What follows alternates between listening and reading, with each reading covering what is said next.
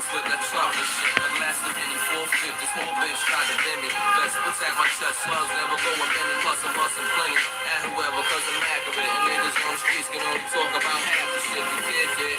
20 years inside the if I had the guns and money first day at the first corrupt door. Since I was younger, 40 grade, the ghetto players hunger. Put up for asking, fuck asking, niggas make a wonder. I'm also Sean Bruce, lost the kid shit again. You see me be a satellite inside the Libyans. My real team flip bricks, we got the key bitches. Legit business, farm cars, street bitches.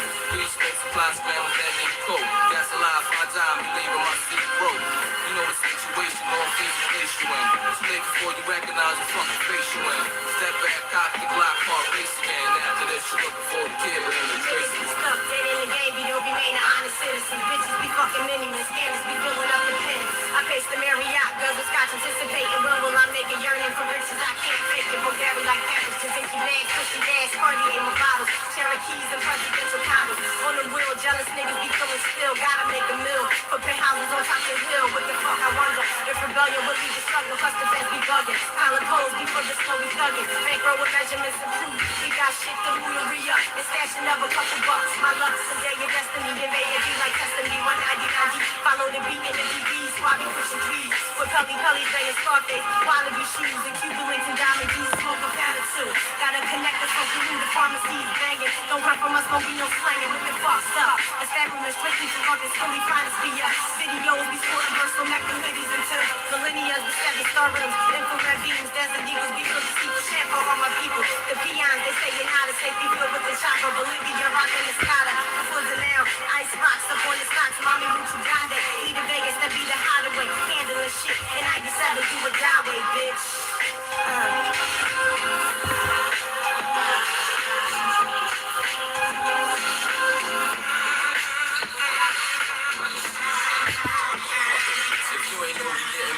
Now you never catch up. The sellers and pike and Alizé got me messed up. And when it's how we mess up, cause niggas pick the jammy. That's why I pack the heat for demonstrations and examples. The house and shit is canceled cause the journal extra section. No victim shingles, so the hit was no perfection. I'm married to my drugs. I'm married to my drugs. Kevin supposed to be the boyfriend. On the corner with rocks, but now we motivate the way. Cooking up in the pot, straight on the plate, 20 SL. Top down with JL, you know the green shit from 12th Street is in the foyer. I was not like it fell. Look at me now, rash the bitches. Catch me in the bubble, blowing it up with major bitches. Down and carrying up and down, they heard about the town, so they wanna ask questions. Got to talk to Smith and Wesson, cause I'm busy buying Timbs for beats, rims for Jeeps. And when I come through, the Kingwood is hype and freaks, the millionaire whore. It's kinda different than before, cause I gotta get green for buddy counties and big screens. Pretty through to find somebody wanna know the situation. It's like I said, the scared niggas get you wicked. You steady faking while we go on for a million plus. It's DOD the situation, y'all get fucked up. Professionals, never professionals. Shedding the truth for rules. Full of glass of fools, models is rocking low. Slip cream, looking for rocket speed. Niggas can rock control. Next thing, SC100 gold. Maybe it seems to be the plan, so it's illegally grams. You know my hell in trees, lays, Italian burning keys ring. They 50 beam and shovel wing, Glock, show off GI chest burning from vodka, cocaine, shipping from overtime. Fly niggas take pings with diamond cluster rings. If it equal to King Spurgeon of good things, the things bring vision to have more. Get this plane, we'll match your rap for. Gauges, Garcia, Vegas, real nigga, fucking your name on. Survivors, 3 wars, it's all about rocks the size of Westmore. Part of the store, quantum, really, Lord, do or die, bitch. Do or die. You're just pushing the ground with chrome factory, then populous caviar. Bessie Davis, the very yard agents who try to lock me. Did it sloppy, it's Dobby and Poppy. Dobby and Poppy.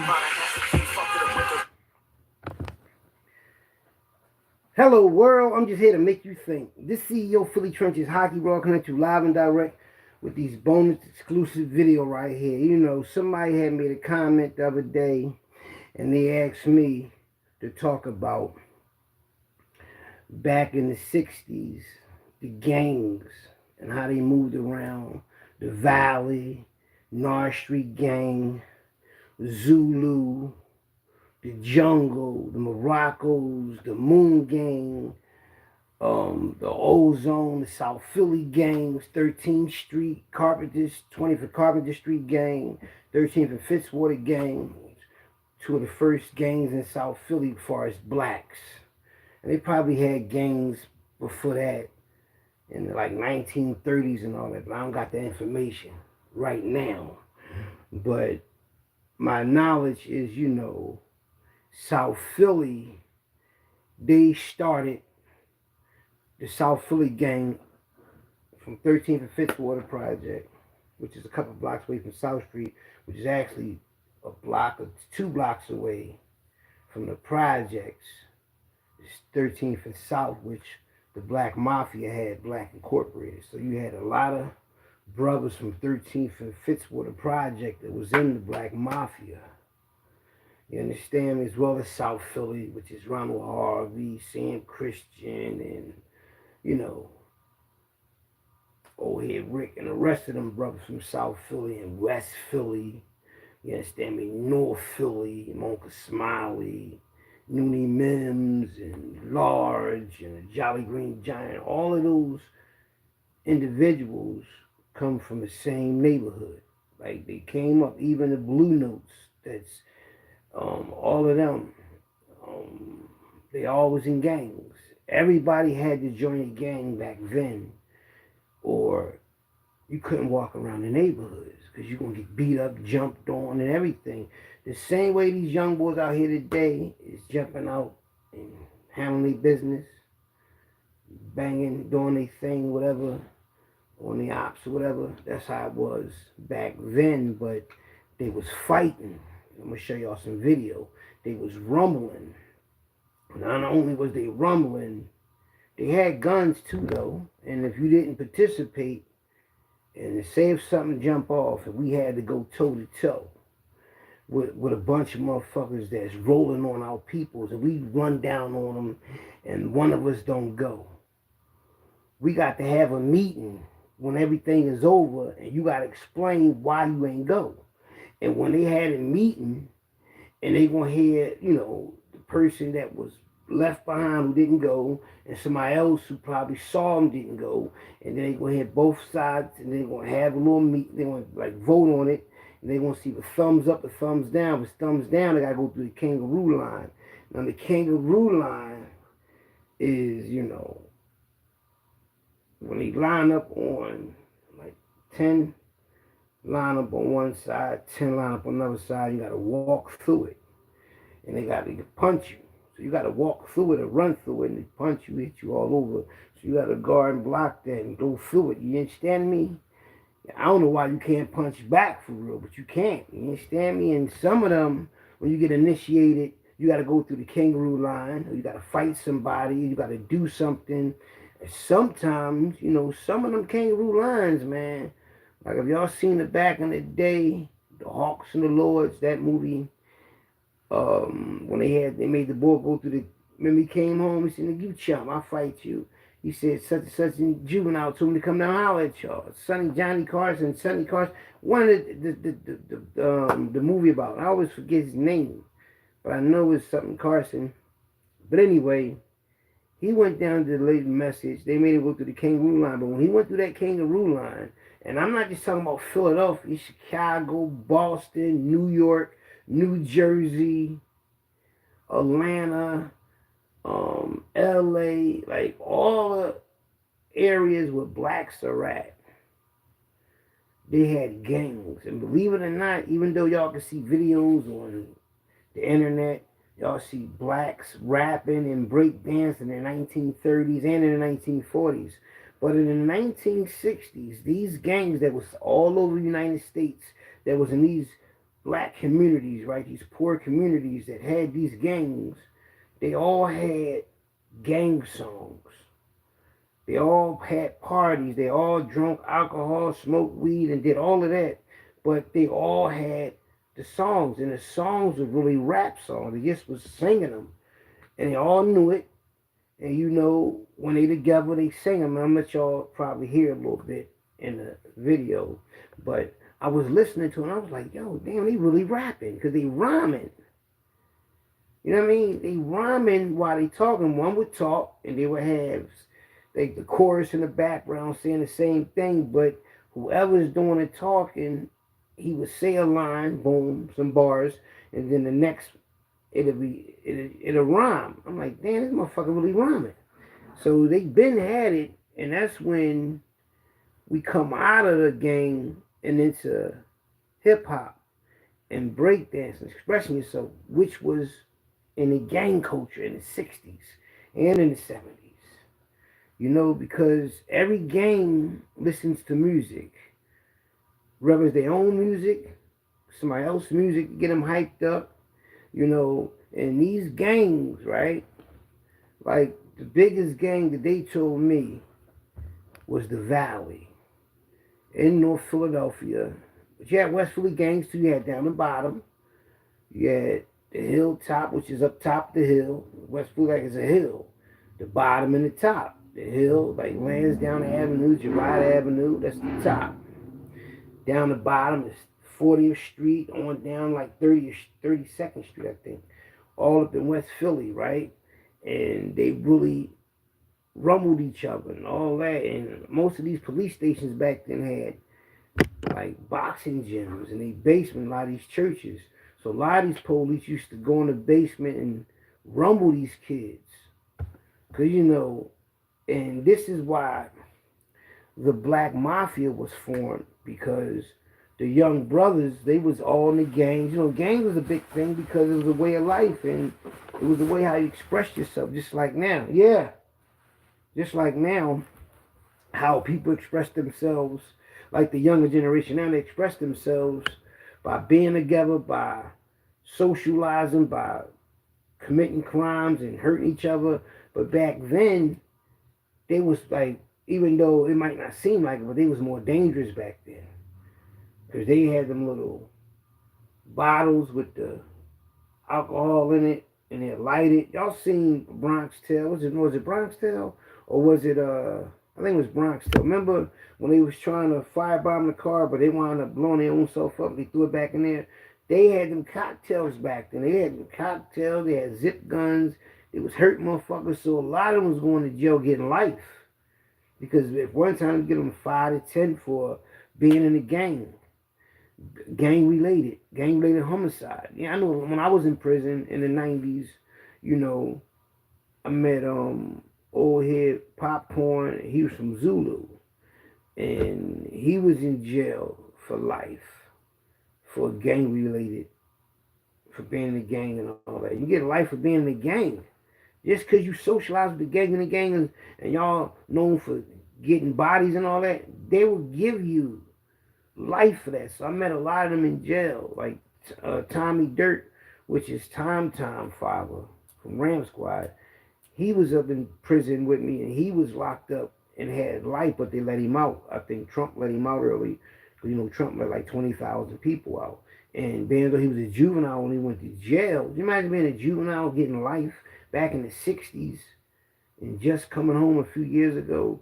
So a lot of them was going to jail, and a lot of them knew how to fight and everything. Like I told you, my aunt used to run a gang on 8th and Diamond when it was called the Bucket of Bloods.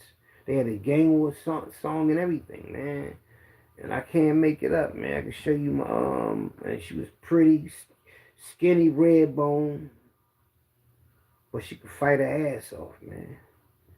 You know, and a lot of people don't know, but back in the like early 1900s, and even in the 1800s, black women knew how to do this. They knew how to fight.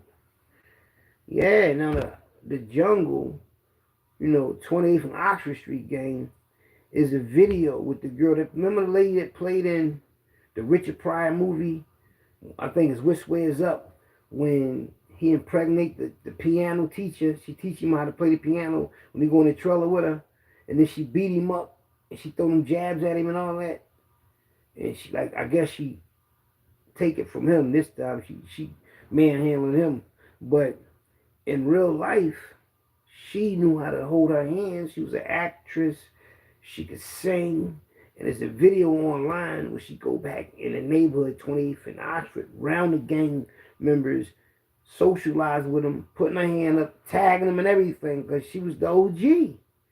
She just was into acting, but she came back and they respected her, all the young boys. And she had a meeting with him and all that. Went to the playground, played jump rope, baseball, did all that on this video. You know, because people don't understand, like, in the East Coast, New York, Philadelphia, I mean, Boston, like, New Jersey, these cities in the trenches, man. When the gangs was gangs, y'all seen the movie Bad Boys when they was all running, boys was eight. They had to hit out on the one gang because they said they supposed to kill the leader of all the gangs, whatever. But they didn't do it. But it was just imagine it was probably 120 gangs in Philadelphia, right? Compared to probably 1,000 gangs in New York back then. You know, and for them to divert and rearrange, stop gang one to express themselves. I think Zulu Nation is supposed to have been one of the pioneers or the pioneers that stopped and told the gangs to chill, and like they did it in the 60s when they killed the young brother was 19 or 22 years old. They made a movie about him. He's a Black Panther, and the reason why they killed him because he had all the gangs in New York unite. That's how strong he was. He was strong mind, and that's what Zulu Nation them did. Because Zulu Nation is like worldwide, even in Philadelphia. So, and it's a big gang, and they stopped the gangs in New York, and hip hop was born.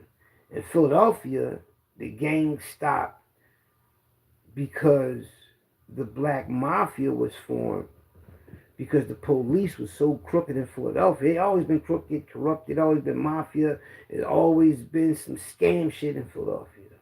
Like New Orleans, DC, Washington, Baltimore, all of them, like, it's slick. Anywhere it's near water, it's some slick shit going on. So they was locking a lot of young boys up for nothing. A lot of them knew how to fight. They had girls, they had style. Police hating on these young teenagers. They was locking them up for bullshit. That's when they had the red police cars and they just was chasing them. And they was like, they go to red car, they go to red car. So a lot of them, they got together, being in them juvenile youth study center and them group homes and all that, and being in the trenches, being in the gym boxing, South Philly, West Philly, North Philly, Frankfurt, Germantown, West Oak Lane, East Oak Lane, all the brothers that had some type of power in the city that had the structure to build something, they all came together and formed the Black Mafia. Now at this particular time, Malcolm X already had been in Philadelphia in the 50s with a lot of black support.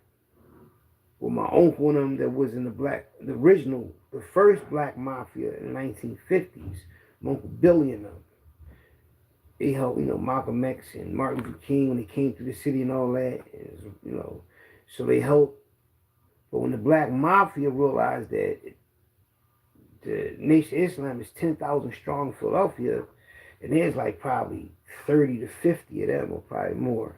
And then they got all the gangs, went around with school buses. After they got down with the Nation of Islam, and figured that they would take them to war, because they was built like that, with their hands or the guns. But they was outnumbered. They knew it was a loose situation. They keep bringing motherfuckers from different cities. You ain't gonna win that way. You understand me? And then they probably put money out there, line you up with the money because they had money. Nation of Islam was strong. They was in the millions when the Black Mafia got down with them. So when the Black Mafia got down with them, they intelligent. So when they got down with them, they got with the politicians. And when they got with the politicians, they had them in pocket. A lot of them was college educated. So they was smart enough to say, okay, we got the Nation of Islam behind us. Now let's get these school buses so we can get these brothers off the street so they won't be gang one no more, so we can wake them up to know what's going on, so they get money and do for self and all that. So they went around and they had real school buses, them yellow cheese school buses. They was riding around the city of Philadelphia, jumping off them, getting out of cars and making these gang members get in the car, go to the masjid. You understand me? Now I don't know if they went to Mosque number 12, which is my neighborhood, 13 Susquehanna, right? So, because I know for a fact that my Uncle Smiley helped pay for Sister Clint Muhammad being paid for and built and all that, whatever. It was built, paid for, but I know that he'll pay for it. So that's facts. You know what I mean? So when they did that and got all the gangs off the street, just imagine, there's no more gangs. Just a few of them in the 70s. Little scramblers, probably in jail, still coming home with the die-hard image of them and all that. A few of them didn't bow down. But for the most part, it was over with that. You know what I mean? So that shit was over with, man. But you had motherfuckers that was gang on in like 78, 79, when I was 5 years old, 4 years old. I remember coming out the house. I lived right across the street from Vaux at the time in North Philadelphia on 23rd and Cyber. Round the corner from 23rd, or down the street from 23rd and Master. And it was two different group of individuals. They was all older than me. I'm 5 years old, 4 or 5 years old. And they had a vicious acorn fight. Them acorns, they was throwing acorns at each other. And that shit was zipping. That shit was... I'm a short little dude. And I find myself hiding behind two trash cans with another teenager. He looking at me laughing and still ducking, looking up. That shit zooming past our face. And they using a trash can lid, for like a shield. I'm running with these kids. And I'm running down towards College Wall with them and everything. I'm 5 years old. Hanging with teenagers in the middle of a gang war. And this shit was a real gang war. This shit wasn't just because these niggas was playing. That shit hurt. Back then, I guess in the 70s, you get jumped. If you knew how to fight, you got respect. And that's when there was a lot of gyms around the city. In the 60s, like I'm going to show y'all real fast, right? Hold up. Let me get this out the way so I can show y'all. So I know y'all interested in this real fast. Yeah, 1960s. Philly gangs. 1960s. I just had it up here. Hold up. Gang. No, I got what I gotta say. 28th. Jungle. Gang. Philly. And then I could say, so I can show y'all the video, because I want to show y'all the video, then I can just talk it through. That's some real life shit here. Oh, it can't pop right out. Yeah, right here, no look. And I'm going to show you the pictures again. Now, you see this right here? These the brothers from 28th in Oxford, right? The jungle. And then you got the video up here. They from 12th and Oxford, 28th and Oxford. I guess it's the Oxford Street gang. But the Oxford Street gang is this the one? I think this the one right here where I'm going to mute it, but I'm going to walk y'all through it and show y'all everything about it, because it's crazy how... Well, I got the earphones on, so I don't think y'all can hear it. But this video right here is showing you how the people came from down south country, and he was meeting his friend. This how it looked down North Philly back in the day near Darien Street. 12th and Oxford on Darien Street. Now, they used to wear their hair in processes. You know what I mean? This look funny to us now, but back then this was the style. You see how young they look? You know what I mean? Now, just think about the young boys of today, how young they look. Right? They look extremely young, right? They talking about how two of their homies was together and going to see some girl, I think. And what happened was these group of guys seen it and jumped them. And one guy ran to go get help while they jumping him. And when he went to go get help, you know what happened? They all ran to go help him out. One of them stayed to drink So they asked him why he, here you go, I'm gonna show y'all right now. I'm gonna walk y'all through it. It's gonna come up right here. You know,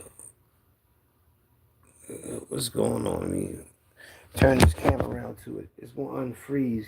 What's going on about this? Let's break this other stuff down to y'all. You know, Oxford Street gang. They was in the gang war back in the 60s. That's what I'm talking about, the 60s. Somebody wanted me to make a video about the 60 gangs in Philadelphia, so I'm going to break all this down, show you all the pictures and the rest of the video. But I'm about to show you the video now. I'm going to unfreeze so I can show you how they was gang warring and how the dude stopped and he didn't want to help out because he wanted to drink. And what they did to him for doing that. This him right here. Now he's drinking, right? They passing the alcohol around.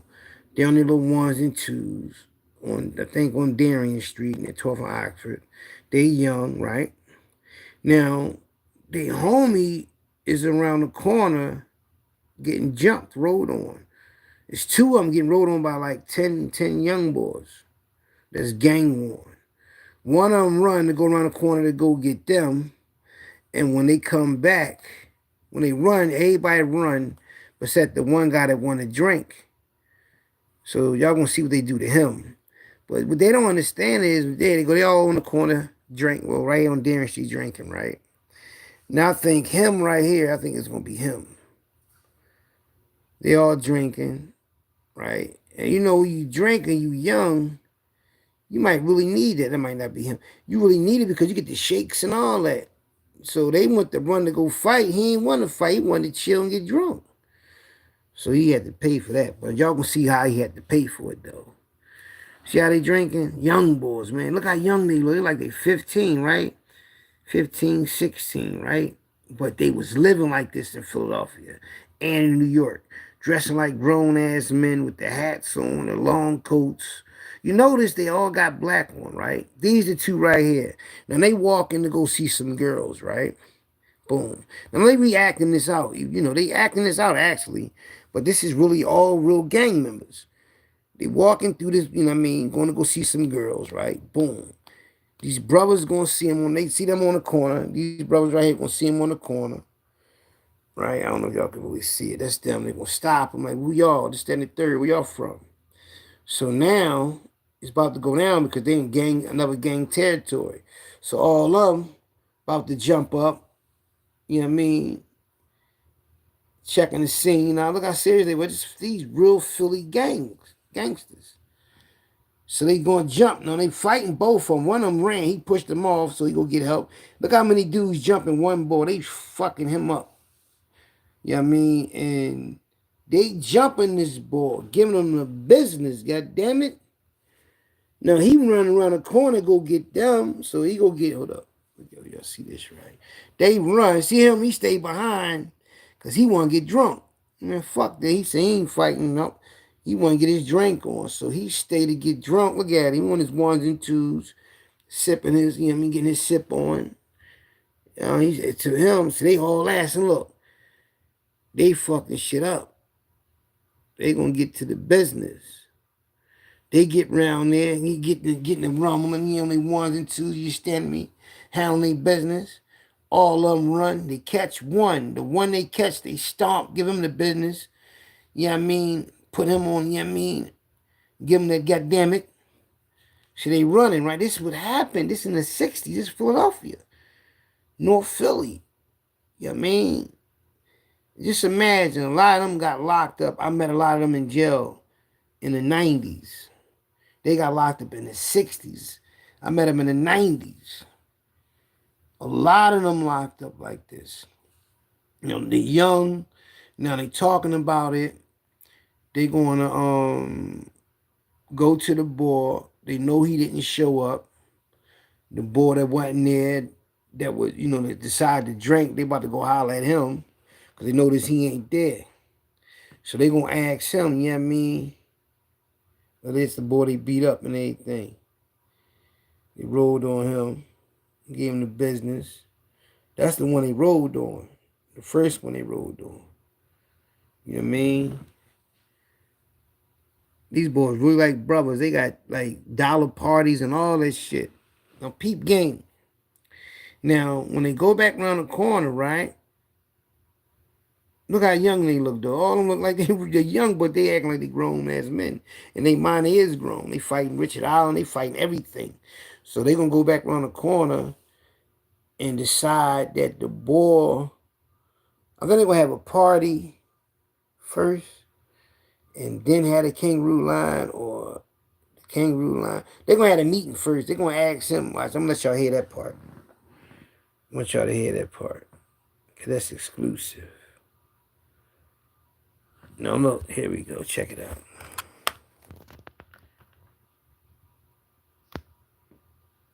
Let's see if I can hear it.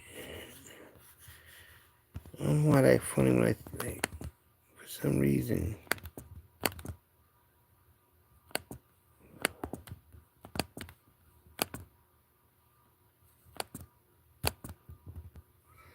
I don't know why they ain't playing, but anyway, they all in here and they all about to have a meeting to ask the boy, him right here.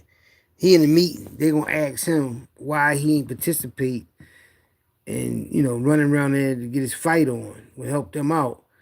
And he gonna say some shit. I don't know. He gonna give him some crazy answers, so they gonna vote on it.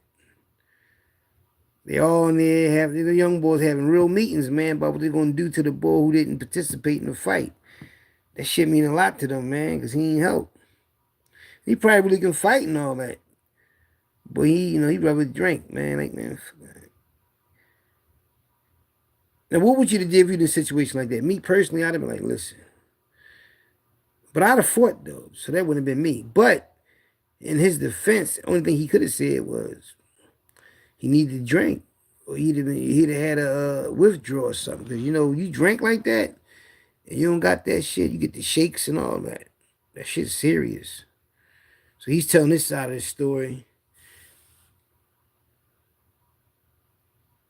And he said, you ran out. He said, man, fuck out of here, man. So now they all voting. They all about to vote on what they going to do to the boy. Now watch this shit. Look at him. But one thing about it, he taking his punishment, so he ain't no pussy or nothing. So now look. 1 thumb down, 2 thumbs down, 3 thumbs down.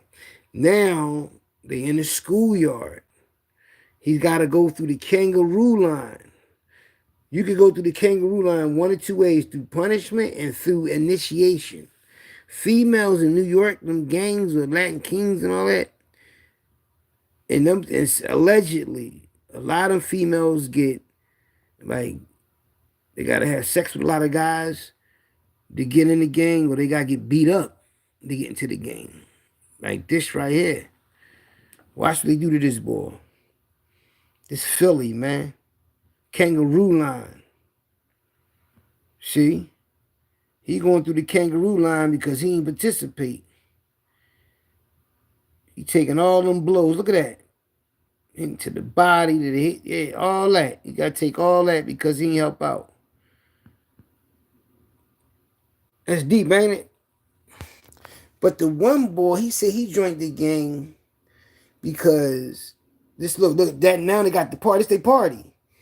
After they did the kangaroo line and all that, so now they got the dollar party. The nighttime, probably a little quarter, a little dime, a little nickel. They probably just had it for free for their neighborhood. But they got the song on, the music on, the females there. They got the alcohol. You know what I mean? It's Philly, man. It's this real. This ain't no made up shit. And a lot of them, like the Blue Notes, like I told you, Hell Melvin and Blue Notes, Teddy Pendergrass, they was all in gangs. A lot of people, because everybody had to be in the gang. You got beat up and jumped. All the females, they was with it. You know what I mean? Because in the gang, it's like you grown. That's your family. Ain't nobody gonna fuck with you. You run the neighborhood. They ran their neighborhood. They just wasn't a bunch of young boys that just was in the neighborhood like other young boys is, and they just in their neighborhood. They probably just selling little drugs. These boys ran their neighborhoods.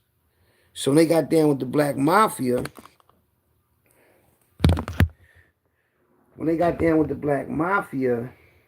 it was like all of them already had heart.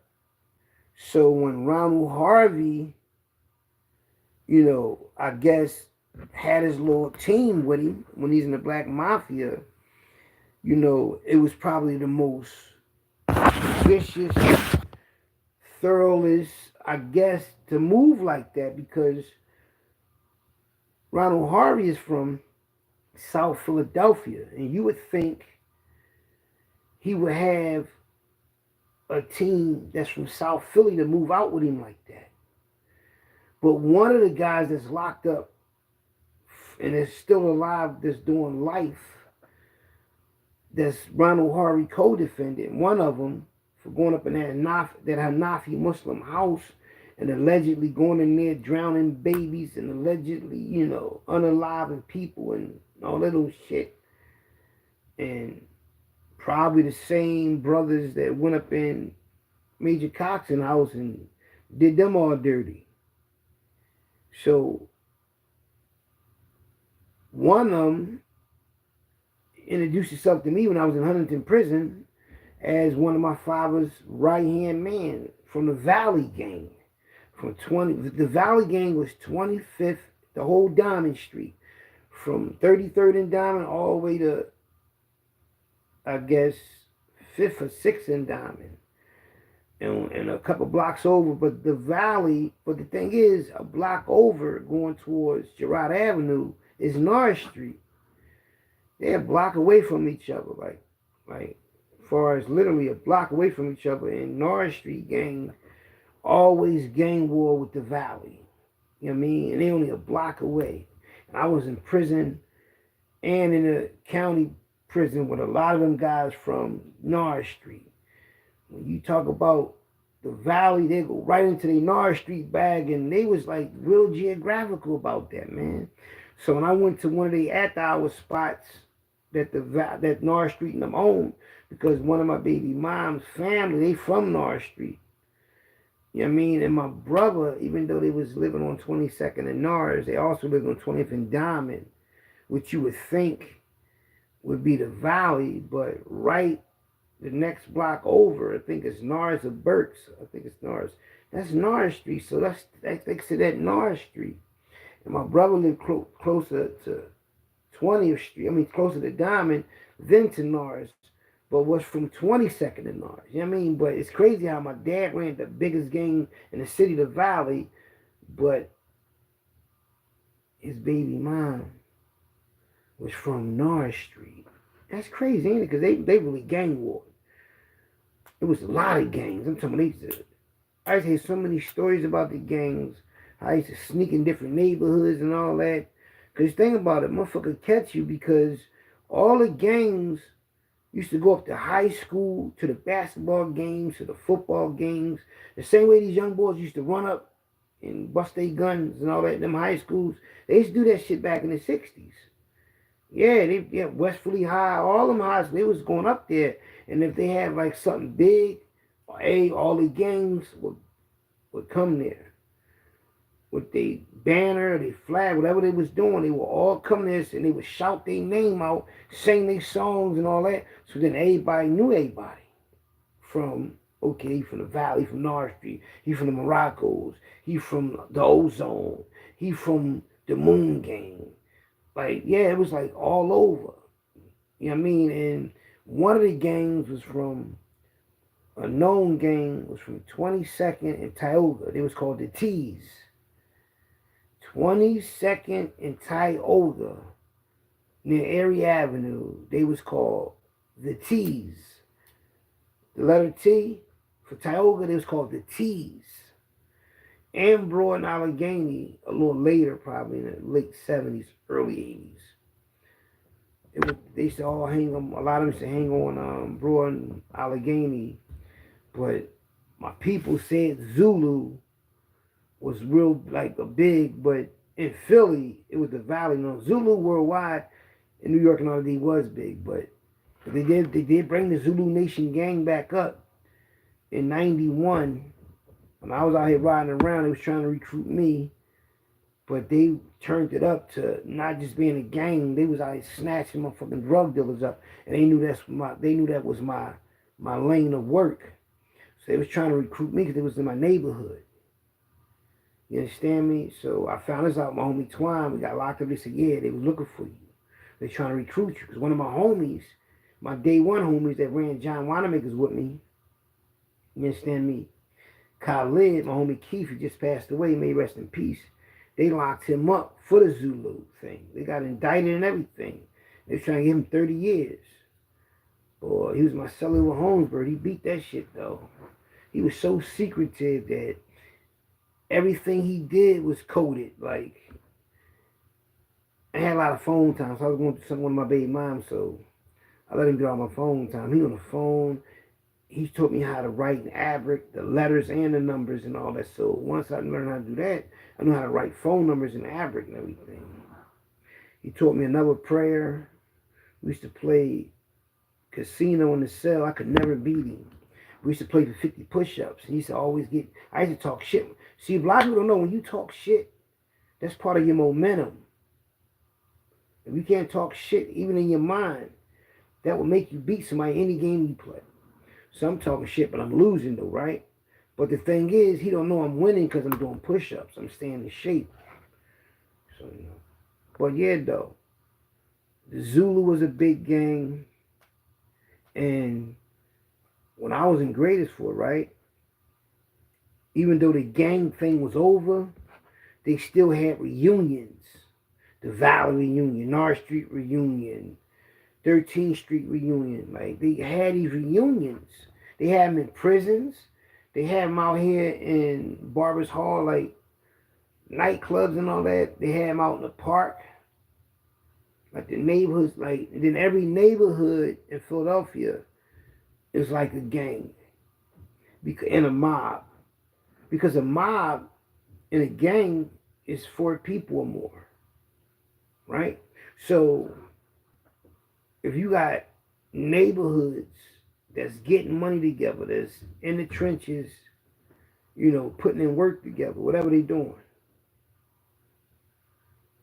Yeah.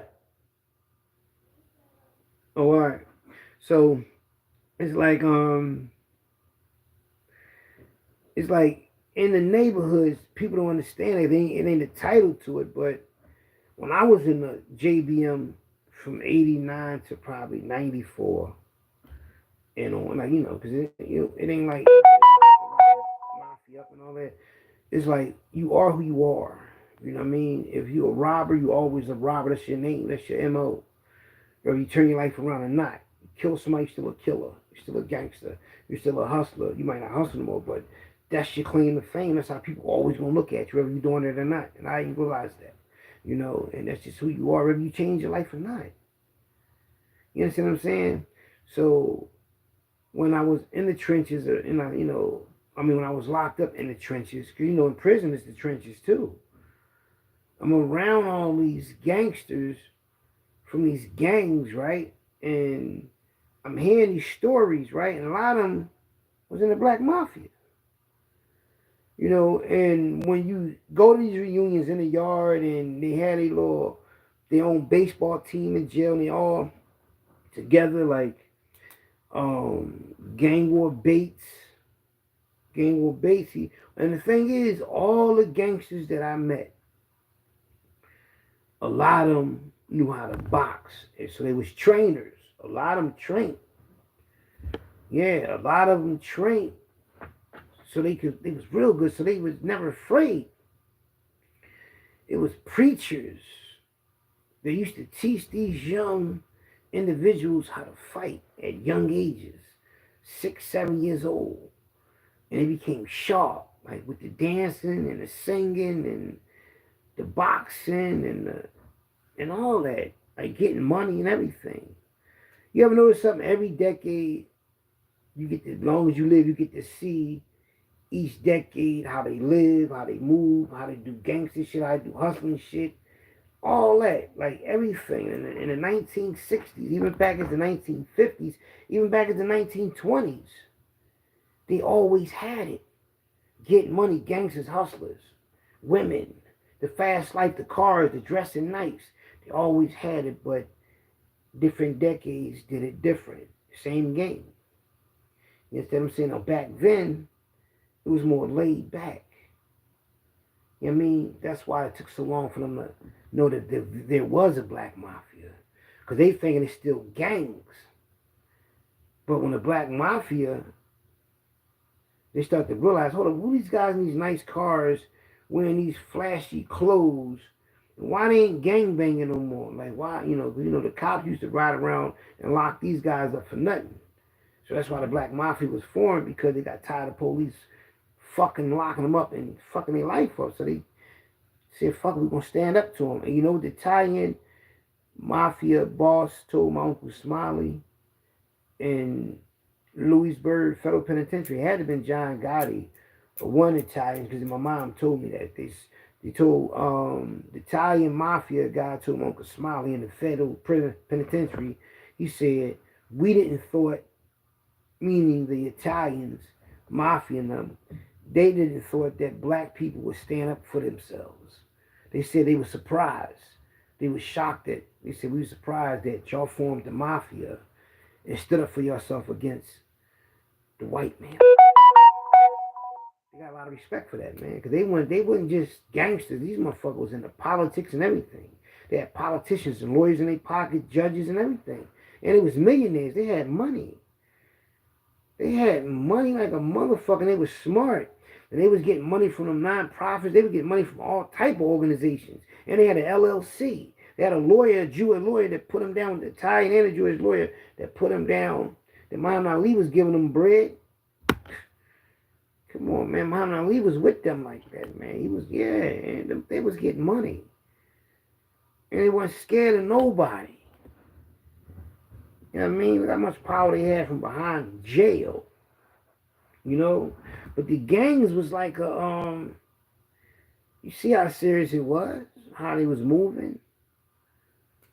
It's just when you look at it, they might not look young to themselves back then. But when you look at it, you see, look how young they was. Serious as a motherfucker. You know what's crazy? You don't see no grown-ups. Where the fucking grown adults at? You just see them looking like adults. You don't see nothing.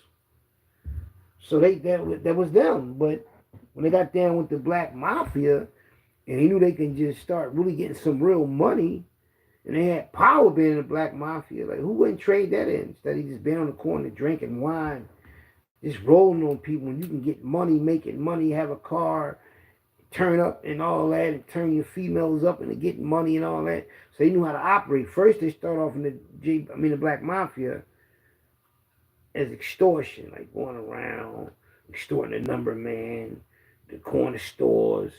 But they was putting a lot of money back in the communities, though. They helped a lot of kids, a lot of poor families. Yeah, they did a lot. You know what I mean? They had their shit with them because they're human beings, but they gave back. And the shit was cool, though. Shit was in order. And when the white man came around and fucked their whole little situation up, then, jumped the junior black mafia. But the junior black mafia, a lot of them was like 16, 17 years old when the black mafia was out here doing their thing. So a lot of them come from out the gang war days too. Think about it. Look how old they was. When the black mafia was doing their thing, when I got in the JBM, they was older than me. Man, my brother, we 16. These motherfuckers 25, 26, 30. Some of them might be 18, but we 16. So you imagine when Shorty Hawk, before he passed away, may rest in peace, he said, your Uncle Smiley was my OG, when I was a youngin'. So I'm like, well, I already know how old you is, so I know how old, what I'm saying, my Uncle Smiley was. I think he was like 34. In 1980 when he passed away. So Shorty Hawk was half that age. So and they was part of gangs. They was living down Pentown. Big Hawk, Little Hawk, and Moochie, Brian Moochie Thornton. They see all these neighborhoods had their own projects. So all these projects had their little territories. If you were somebody and you went into another neighborhood, you're gonna get jumped. Something gonna happen to you if you ain't know that neighborhood. You know what I mean? I even felt that vibes when I was coming up in the late 70s, early 80s. Motherfuckers were fucking, that shit was serious, man. See, it always, even they call it City of Brotherly Love. Now that I think about it, the trenches always been evil, vicious. Motherfuckers rob you, jump you, all that shit, man.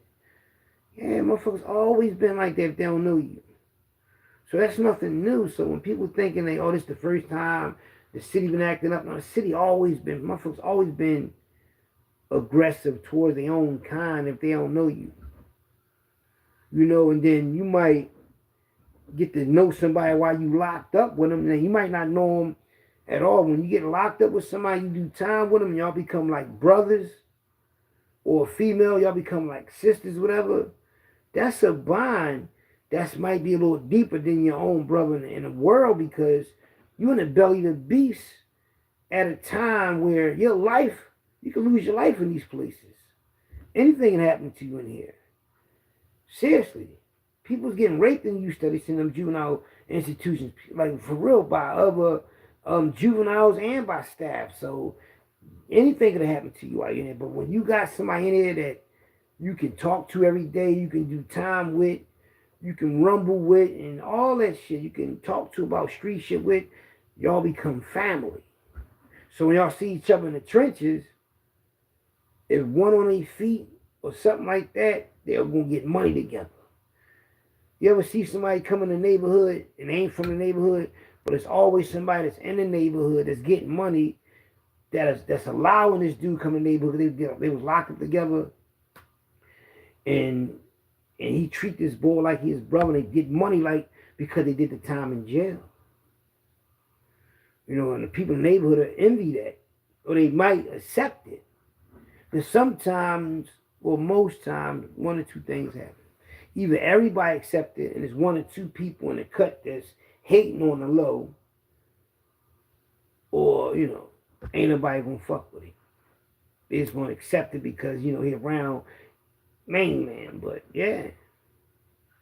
And then in jail, when something go down, like if somebody from North Street go through something, the whole North Street gonna pop up. Somebody like, because even though the gang war shit is over with, but they still move like that. My old head Hooks, he was cool with my father, right? No, he was cool with my, he was like an uncle to me, Bayat. And he was getting a lot of money. And I used to go to his house every day because his house was next door to my house when I was 2 years old. I always remember eating cereal because me and my brother, we twins, everybody loved us, right?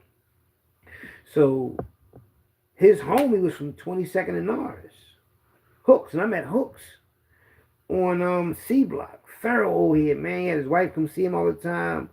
Yeah, you know I mean, I'm like, all these feral ass old heads locked up because they was gang war, caught up in that life. And I think that shit was designed for them to be in gangs, because all of them was leaders. Even though you had one, you know, every gang got a number one and a number two, and a treasurer, the one to keep the money and all that. They had all, because I remember I was part of a gang when I was in the late 70s, where you had to pay 10-cent dues. But when you're in gangs, you got to pay sometimes. You know what I mean? I'm a young boy, little kid, little shit, though. And this lady, you go over her house, and you pay her a dime to come over there, and she'll make you a cheeseburger, and all this shit. It was like an older lady, but it was something that the neighborhood kids could go to. It was like a clubhouse. But it was like, I was happy as shit to go over there, man. Because you really had to pay this lady to come in her house. You sit down on a chair, and she got all these activities you can do and all that, but then she'll make you a cheese. I wanted the cheeseburger. I remember when I was a young boy, man, cheeseburgers was 10 cents, man. 10 fucking cents. In the 70s. I'll never forget it. I'm in a motherfucking, maybe it was more than that, but I remember it was a diner, one of them greasy spoon joints. You know, they cheap, man. Like, shit was cheap back then. I remember crabs. You know, crabs you eat that you cook. They was 25 cent or 50 cent a crab when I was a kid. You know, one thing about back in the day, they had them big dumbass looking cars that if it crashed, you won't even have a dent in it. You won't even feel nothing because the way they made them. Back in the day was more. It was more everything. It was more food, better candy, better junk food, better toys, better activities, better air. It was better in the 70s, probably in the 60s too. Because you know in the 60s, like this is when like in the late 50s going into the 60s, black people start to flourish again in wealth. They always had it, but they got to take it from them. And our history got put on hold. They try to, I mean, wash shit up, I guess, and reset reality with lies and cover ups so we won't know we had a lot of shit in the early 1900s, late 1800s. When Lincoln, I guess, freed the slaves and gave us acres and land and all that, motherfuckers was getting money. Motherfuckers had shit. We did that parade for, if you ever get a chance, watch the parade they did for Marcus Garvey. All the blacks that had wealth came out and showed what they had. And then the government, the KKK, and the Italian Mafia got together and they went through like 50 or 72 cities where black people had black Wall Streets at. They own communities, they own libraries, they own hospitals, they own public schools, they own everything. They own bus system, taxi system, everything they had. They own food service, they had everything in their own cities. But the government, the Ku Klux Klan, and the Italian Mafia got together and it went through these neighborhoods and destroyed all of it. And blacks had to start all over because we was growing too fast and wealth and everything. And they don't teach you this in school because if they teach you this in school, it's going to make you think more. It's going to make you want more. It's going to make you want to fight. It's going to make you rebel. It's going to make you say, fuck all this. Give me back what y'all took from me. Fuck this education. This fucking bullshit they feed you in these schools. These lies. The trickery. Just imagine. I showed y'all these young brothers in the 1960s gang warring against each other. Hurting each. I'm going to show you the rest of it. They hurting. They about to go to war. They about to, bust their gun and all that, right? And see their homie laying in the street. And like, it's about, look at this. They about to go down Richard Island. And they about to start fighting, right? Now, when they realize they about to lose their home, just watch this shit. They down Richard Island. They going down Richard Island right now, coming from 10th and Thompson, Cambridge. This Cambridge Mall. And they under the bridge on 9th Street. And they about to fight. They're like shooting dice or whatever. But they about to gang. Well, that's a lot of money to them back there. That's a couple of dollars. You get a lot of shit with that little bit of money right there. A couple of dollars on the. So they all shooting dice. They gonna get in an argument. See, that's another gang. That's the gang coming, I think, 12th and Oxford. Coming down to wherever they coming to the fight. These gangs right here. And they on 9th Street. That must be 9th and Oxford. It's 12th and Oxford. Look, they going at it. Look. They rumbling, getting it in, right? That's what they should do. Right? Now, all them fighting, you might see somebody might have a knife on them. Because you might can't take it. You might get punched in the face or something. But y'all about to see the bull pull the blicky out. You know what I mean? And this is, I think, they react in this, though. This ain't like, you know what I mean? But they jump, you fought you, just like, you know what I mean? You see stabbing him. You see him with the nose knife? Hold up. Let me see if they caught that. I want to see if y'all caught this right here. Look at this. Like he caught, like, allegedly stabbing him, but it looked like he fucking. This old back in the day. This public record already. But this ain't real, though. But it looked like he's acting out like he's stabbing somebody, hitting him on the kidneys. Just watch me get in the mix in a little bit. You gotta really look at it, because you're gonna see the boy like he's stabbing the mess out man. Now watch right here. Look at this scene right here. Look. They reacting this, man. This is intelligent to do, wasn't it? Here go right here, look. This is the scene right here. Right here, look. Don't look like he's stabbing right now. Look, getting up, going in his pocket. Look. Him right here, look. Him. You got the nails, that nigga had the nails out. Put it back in. Boom. But you don't see nobody drop from it. He just probably acting it out. But look at him. He run with he got the blick. He drop him. Boom. Then he drop him. Two of them get drops. Drop three motherfuckers with the 38, like a 38 or a 32. Now they all looking like, damn.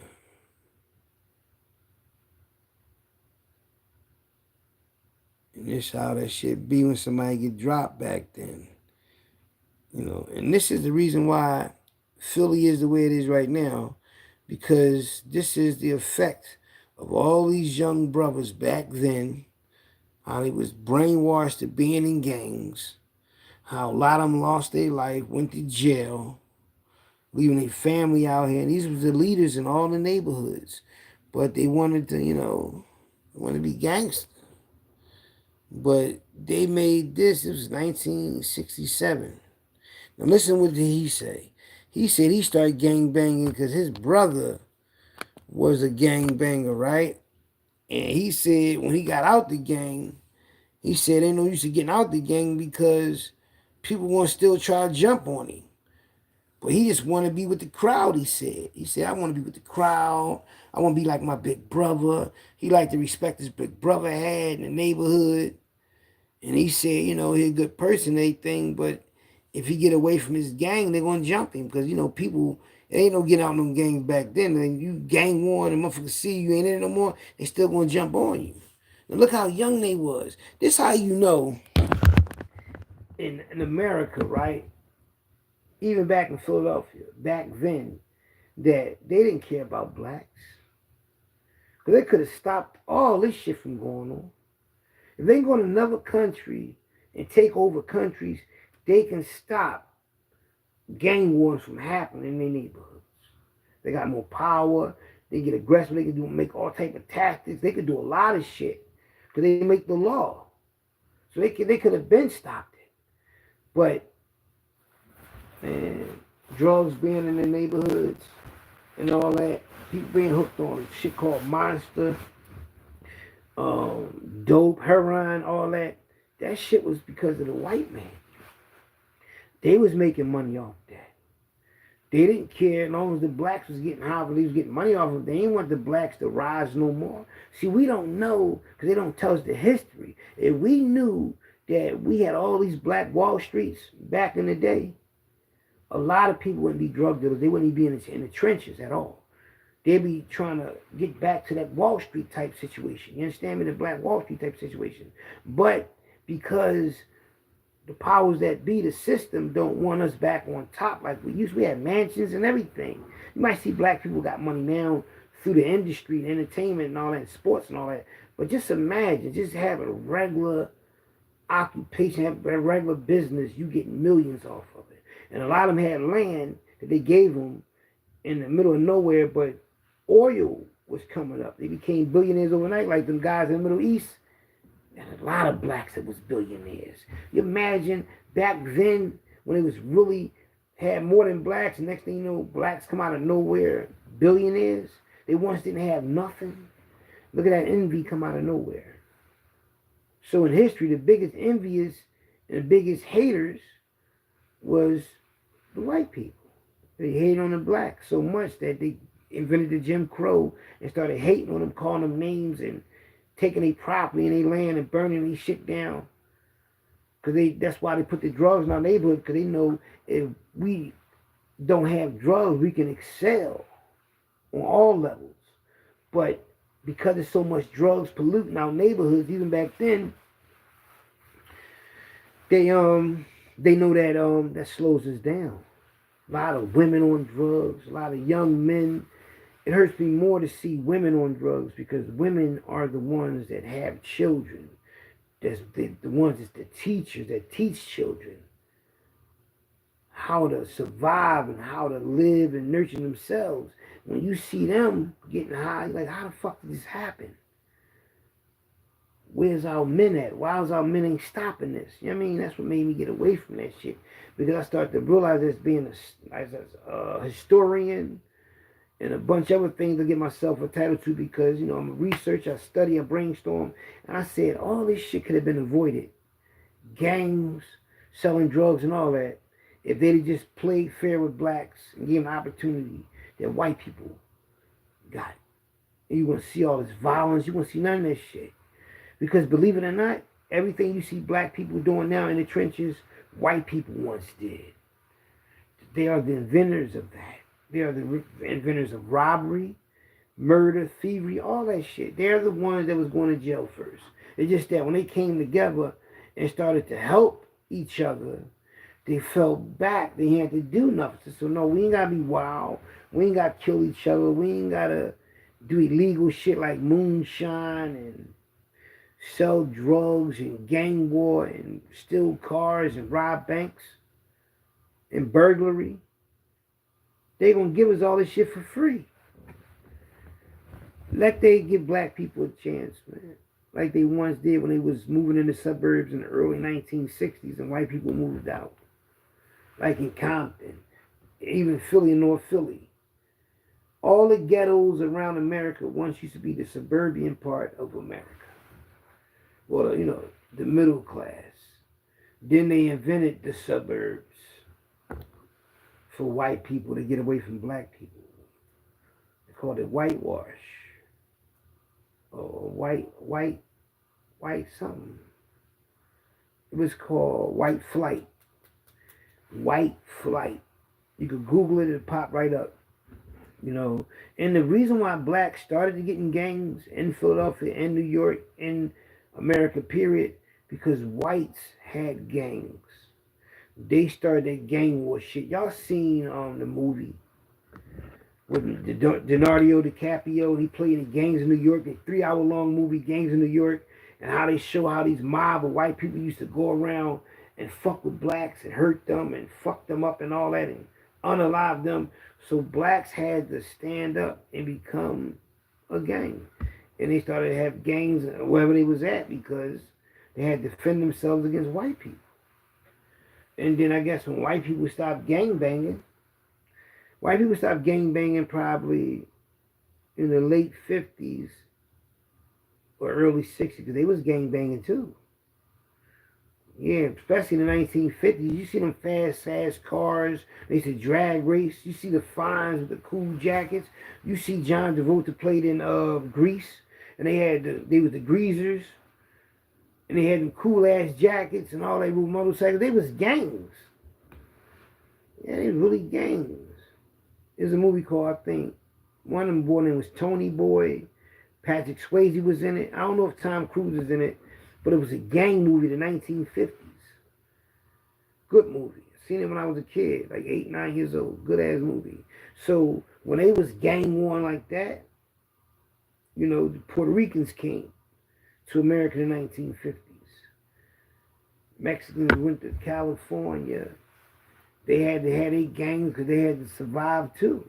The Italians with their gangs and the Irish and the Jewish, and then they became Mafia, and then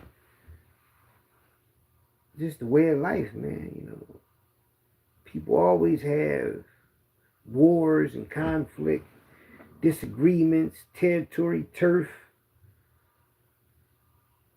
Like, I used to hear about the gangs and all that, even the gangs in West Philly when I was a juvenile, come to the juvenile joint. Then I seen the movie Cooley High and trying to figure out how the 60s was because I was born in 1973. So you figure, you watch Cooley High, that's the 1960s, right? But it's like they made it in the 70s, but supposed them in 1960s, you know what I mean? And you get to see how they was. They had the high school jackets with the letter on it and all that, and how they was in high school, part of gangs and all that. going to little quarter parties, smoking little Dollar J's, going to little, yeah, going to the movie. Y'all seen the movie when they was in the movie fighting? The gangs was in there. You see, you ain't saying nothing. Disciples. Disciples, the Hawks. You know what? And then you got the Vice Lords. You got all these gangs in Chicago, Detroit, LA. It was serious, man. Like, even though you don't have gangs in Philly, even though you do have gangs, they just ain't promoting it as far as like how other cities is promoted, other than being online and with the drill music and all that. But when I used to look at other cities still had gangs, I thought it was kind of strange. Because I'm like, damn, how can Philly stop gang banging? Just start getting money and doing the other thing in the neighborhood. Just from your neighborhood, getting money. Everybody's getting money now. Ain't no gangs. Everybody's getting money. This on their block. He's representing your block you on. That shit turf and all that. You squad, you getting money with. They're your mans in them. Yeah, I mean, you know, in every neighborhood it's like that. But when they still gang banging like in Arizona, like out in Nebraska, they got gangs everywhere now. And that's because New York, allegedly, when they got the Crips and Bloods in New York, that really shocked me too. And I never thought that ever happened, where LA can come to New York and influence it through the jail system. When the one guy became a Blood, and then it just swarmed on with Bloods, and you had the Nietes, then you had the Latin Kings, and this after they stopped gangbanging. They brought that shit to New York, and then a lot of New Yorkers start getting locked up in the counties of Pennsylvania, and they start teaching the Bloods and Crips out in them counties. And then them counties out Pennsylvania start being flooded with gangs like a motherfucker. Hispanic, the blacks, the whites, they really gangbanging, man. Because when you bring that to a new culture, I mean, that gangbanging to a new society, a new neighborhood that's young and it's new to them, but they like it because it's part of some type of power, they gonna run with it. And that's how that shit got all through Pennsylvania. Because the New York motherfuckers got locked up and told people about their gang and all that, and initiated certain people. They start talking their gang language, and next thing, that shit everywhere. You know, and that's by design. You know, I'm like strange, because if you think about it, when Philly had gangs, right, and they stopped it, they just started getting money, going out to clubs with their shit on, doing their ones and twos, doing their little thing. Even in jail, you're like, damn, Philly's an example. Like, that shit can work, whereas though you ain't got to be a gang member. You can just be a part of your hood doing your ones and twos, but you ain't got to be no gang, man. Because when you call yourself a gang, you're going to get locked up in the feds for the rest of your life. I know you love your neighborhood and all that, but when you part of a gang, man, it's like you signing your own death warrant for real. Because when you in a gang, you know what comes with that shit. If somebody in a gang unalive somebody, and you're in that gang, you ain't got to unalive nobody. But you can go to jail for the rest of your life for being in that gang, you know, conspiracy to all that shit. You know, yeah. You know, so that shit ain't no game, man. Playing with that shit, that gang. You know, but the youngins, because a lot of young men grow up without fathers, grow up without mothers. The grandparents be raising them. And when you ain't got a father in the house, you don't have that top hierarchy, which though the security, the backbone. And you got a lot of women playing a man and a woman's role. The cooking, the cleaning, the directions of who do what, and up at these schools and all that. But then, you know, when you got a lot of these women, when they go through something with the baby father, and because the baby father ain't mess with her no more, he'll want to just get away from his responsibility as a father. So this makes the kid think that he's not even worthy, or she's not even worthy to be loved by the Father. So this is when the kid goes out into the world, whether it's in school, the neighborhood, and they search for that type of love. So they go in them gangs and get it from that. And that become their mom and dad. And they never tell their parent. As long as they come in that house and do their work, homework, their mom and dad cool with it. Because they really don't want to deal with that shit. They got their own issues. Being a parent, being grown, going through a lot of issues with life. See what I mean? So when that shit happens, let me see what's going on. So let me see if we get that together. No, not that. Trying to look for my screen. I don't know what I did. What did I do last time, y'all, when I had my... I did something. Hold up. Oh, that ain't it. Oh, there it go. Oh, there we go. My fault, y'all. So anyway, I like this background for some reason. But yeah, man, like, I'm sitting there thinking, right? Like, every neighborhood from like 1982 and 1983, when I was going around the city as a young boy, right?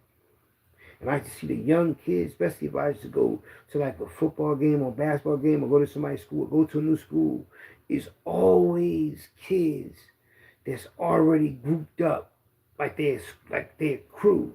Now the word crew came out like 83, 84, and New York is the one. It could have been the Mafia too though, because the Mafia, they have like capos and lieutenants and all that, and they had their own little crew. And they said, it's my crew. But in the hip-hop era, it became like a group of people became your crew. Your gang, you mean? They started naming themselves the Tough Crew. This is my crew. You know what I mean? So you had a lot of crews out there. A lot of teams. And when they got money, they played against each other in sports. Like in New York. In New York, all the top drug dealers, right? They neighborhoods, they used to get together and they used to play basketball 5-on-5 for money, for thousands. They used to do that in Philly too. But I seen it done in the 90s. You know what I mean? In the 80s, a lot of them was athletes. Like for real, most drug dealers and hustlers are talented, athletic, have a lot of energy and everything. So that's why a lot of them can run 500 Fortune companies, because they have 500 Fortune business. Again, when you selling drugs, you got people working for you, and that money coming in every day, every month, every year. Millions. You helping millions come through your neighborhood, in your hands, in your people's hands. Y'all breaking it down. Y'all going shopping. Y'all living that life. So once people knew they can do that, like look at the Puerto Ricans, right? The Puerto Ricans, they was really deep into gangbanging in New York. Period. No matter what it was at, because it was them against the world. Because Puerto Ricans, they stick together, man. Like no other. They stick together. You know? And when they was gang warring, right? When they stopped gang warring, what? They was break dancing, pop locking, but when that cocaine came out, they said, fuck all that hip hop like that. We selling this coke. That's why you seen a lot of Puerto Ricans fade that fast. Remember when hip hop first came out? You seen nothing but Puerto Ricans break dancing, pop locking, and all that little shit. Next thing you know, they start to fade away. But one Puerto Rican rapper, because, you know, it's up to us to give anybody a chance in the game. Big Pun. He made a song thanking blacks for letting him in the rap game. Boricua, Boana, Boricua, Boana. They're saying Puerto Rican and black. Puerto Rican and black. He broke it down on the video. I'm like, okay.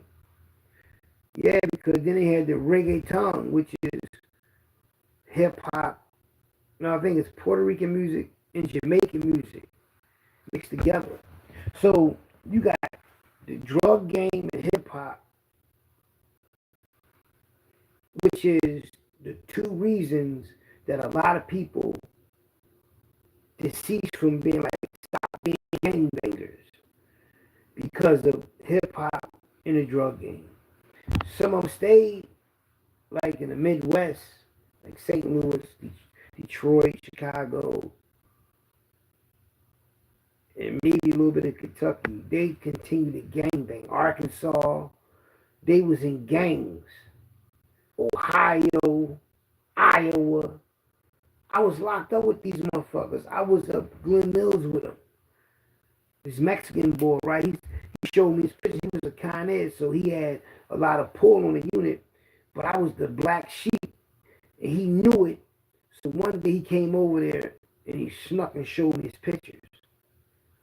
He let me know who the fuck he really was, man. And on his pictures, just like movie Colors, the Mexicans, they had the flannels on they had the flannel on, but they had only the top button like together, and anything else wasn't like open, but you know, like but this one was closed. He was having the flannels on. This 1988. He showed his pictures. These pictures got to be like 87, 85, 86, 87. He showed me fucking gangs in Iowa. Yeah. He like a Samoan. He was Mexican. Stocky too, like 5'8", 5'9", and he was third. He was like a little older than me.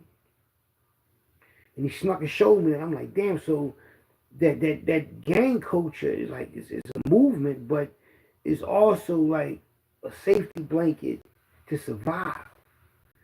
You know, but I think being them gangs are like being promoted as far as by the system to stay alive and active, so we're not conscious enough to create these Black Wall Streets. You know what I mean? Because my thing is this, right? Back then, you know, they was gang warned because of the neighborhood. They said it was a turf thing. They don't want nobody to come over taking over their turf. So my thing, okay, some of them probably was selling drugs or dope or whatever. Probably a few of them was. But most of them wasn't. You know what I mean? Whatever they was doing, probably stealing cars. They were doing little shit though, because every gang had to survive and keep their shit going on. So they were doing no criminal shit, going to jail, juvenile placement. Someone was catching homicides. You know what I mean? But when you get life for being in a gang, that's crazy as a teenager. You know what I mean? So when white people stopped banning gangs, it was every man for himself after that, because white people would step back. You would never think they was in none of that shit. You would never think they did a lot of shit. But they was the worstest ones. And they used to hang each other. When they used to steal cows and shit in the 1800s. You know, they came on, even there knock you off, take your life. You stole a cow or horse. Had people, bounty hunters and everything. Yes, it was real, man. They finally realized they could just say they race of people and just give them everything free. And let us scramble for it. And that's the truth about that, man, you know. Like, my father, you know, they had a gang called the Mighties. The Mighties was a gang they had before they had the Valley. And they was 10, 11 years old. It was my father, Ronald Harvey, co-defendant, Bump. Now, Bump was from 23rd and Diamond Projects, right, with my father. And before they was the Valley, it was called the Mighties. I never thought I'd see this shit. And the Mighties, they was 10, 11 years old, and they had homicides. At 10, 11 years old, they was putting in real work, man. And this is what they tell me. I'm not just making this shit up. I'm not just trying to sugarcoat shit or none of that. This is what they told me when I was in prison, when he gave me the Black Mafia book. Monk Smiley in it and all that.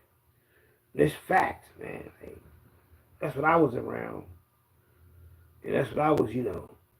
This is a picture of the first time I was in jail. and I was in jail in the 90s. That's me. I'm in a chair. It's August 18th, 1998.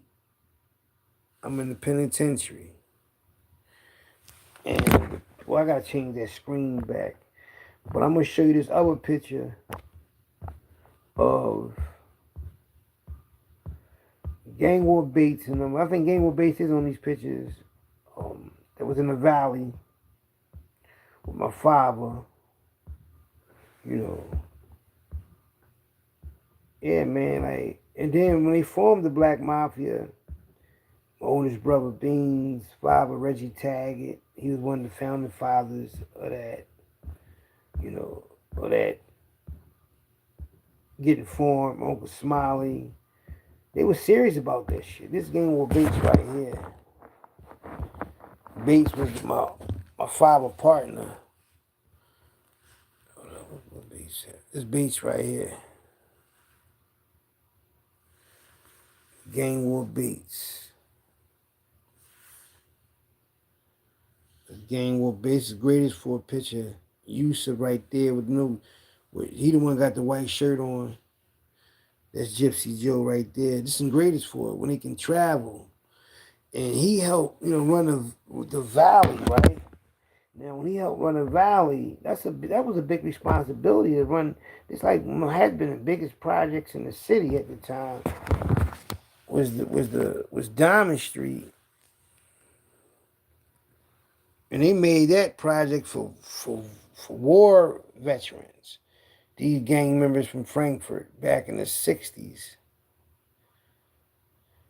and a few of them from the Black Mafia right here. My old head Barry Harmon.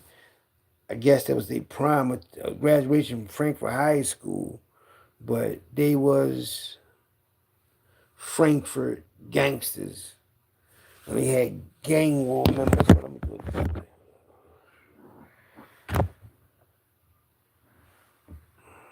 Y'all can see it. This screen, my fault, man. I gotta take this. I'm gonna take it off next time when I make when I want to show y'all something. My father right here. Picture my father when he went to community college and got a degree. He was in the orchestra too. My father, see that he got a trumpet in his hand. The tuxedo on. He got the trumpet in his hand. Man, this motherfucker shit is really fucked up. Anyway, I like this one. My dad right there. We went there. But yeah, man. I'm gonna just have to make a video. Well, y'all see the thumbnail. My father and my mom. Dad got the Bossini hat on. About to pull that picture up. This is right here. It's on my Facebook page. But yeah, man, back then, being in them gangs, man, that shit was a big thing, man. They couldn't control them gangs. It was 100 and something gangs in Philadelphia. And the Black Mafia one told them boys, you understand me? Let me see if I can get this back down to the nitty gritty. Yep, here we go. I'm gonna do this now. This is my father that ran the Valley Gang. My dad, Moon. He ran the biggest gang in the city, the Valley. That's my mom right there. That's in the 70s, like 73.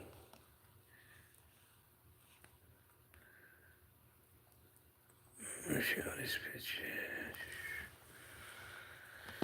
Now I can show you that picture. This is another picture of Uncle Smiley in the feds in Louisburg with my mom going to visit him. See, she garbed up. And my brother Sekou.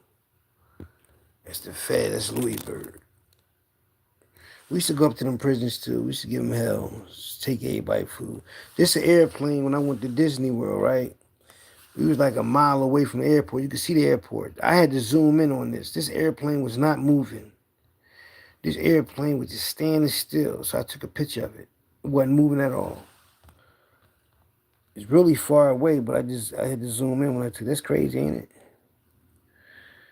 Yeah, this one I went and put on. This one I was shot. This is my book and magazine. That's all my shit right here.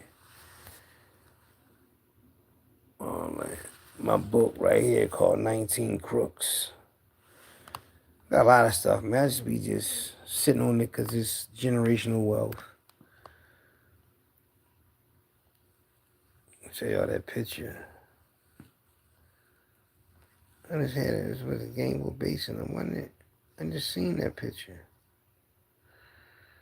Well, this that picture I wanted to show y'all. My dad had the trumpet in his hand. So he got the trumpet in his hand. Went to community college. Yeah, real good, thick, curly hair, no ditty. And he went to college, man. And he was in the community orchestra, so he was highly intelligent. You gotta be intelligent to run a gang. He ran the biggest gang. That was a big-ass gang in the Valley. I mean, members in that gang, this that picture of Gainwell Bates right here. That's Gainwell Bates with the gray beard. And him and my father ran the Valley. That's Yusuf Jeff Gant Rappy. That's my homie Gypsy Joe. This is the boxing team. Some of them from Greatest-Ford. They used to wear the jumpers because they was going on.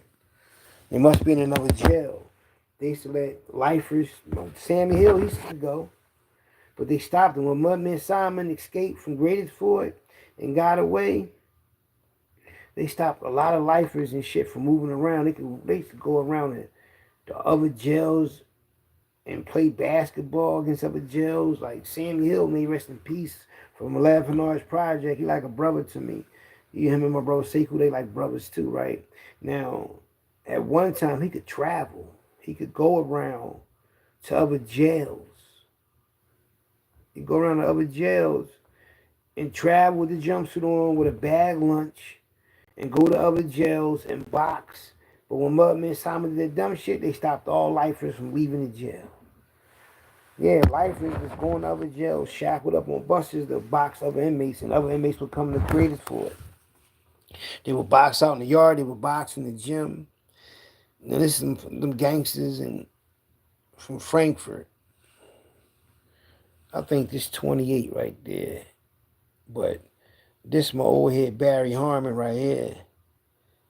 Barry was a high-ranking black mafia member. He the one was fighting the cops when the cops tried to lock me up. He had a money machine in his crib, his apartment. Yup, he was thorough, man. He was going on my aunt Ethel. Yup, him and Uncle Smiley was like brothers, man. 1987, he let me stay at the apartment. I was living in South Philly and had to play football, so I didn't want to keep going back and forth like that. So when he let me stay there, man, I could do anything, man. Yup. Yup, man. Barry, yo, that's crazy, man. Barry died in jail. But when Barry was alive, he was right next door to my brother Sekou. He used to always talk to my brother Sekou and everything. And he got sick and everything, man. Next thing you know, he took him to the hospital. He never came back, man. A lot of good dudes, man, die in jail like that. They go out to the hospital. See, in prison, when somebody thorough that's an OG go to the hospital, everybody on the block will find out, right? So they get a little quiet. You know, some of them don't make it. Some of them, you hear the whispers. Oh, yeah, he about to come back, or it don't look too good. And then when he come back, like, oh, he had popcorn. That happened to him from Diamond Street. I think he's from Diamond Street. But he might be from, like, I think 7th Montgomery. He's from around that way somewhere. But he used to always talk like he was like 6'1". He used to always talk a lot of shit, right? But I guess because I was real competitive. He's a grown ass man. He got locked up doing life for, gang related shit. So he talking to me like we the same age, man. I'm like, damn, them old heads go to jail young and really stay that age. They do. So when he came back from his operation, his whole attitude was different. He was humble. Even though he was always cool with everybody, but I mean, he was different. And I saw it. I'm like, damn, man. Throwaway, man. Everybody had love and respect for him, man. You know, intelligent too. You know, a lot of them I used to go back and forth and argue with them because I'm an Eagle fan. A lot of them ain't like the Eagles. A lot of old heads, OGs in prison didn't like the Eagles because this is two reasons why they didn't like the Eagles. Because a lot of them got their heart broken from the Eagles losing, and then they locked up. And the system locked them up, so they look at it like Philly locked me up. This Philly team, F Philly for real. So, you know what I mean? So I seen a lot of that. You know what I mean? I had to go through a lot of that in the 90s. Arguing with motherfuckers in jail about my team. You know, now look at us on top of the world. But a lot of old heads, man. And I'm glad I'm one of the ones that helped pioneer Philly being talked about like that. You had a couple people talked about Philly that's not from the trenches. But when I came out with Philly trenches and I started talking about the whole Philadelphia, now everybody, and I knew this was going to happen though, because I'm a trendsetter. Me and my twin brother, the reason why everybody wear Timberlands. We started wearing them in 83, but we made it a fashion statement. Everybody started wearing them after that.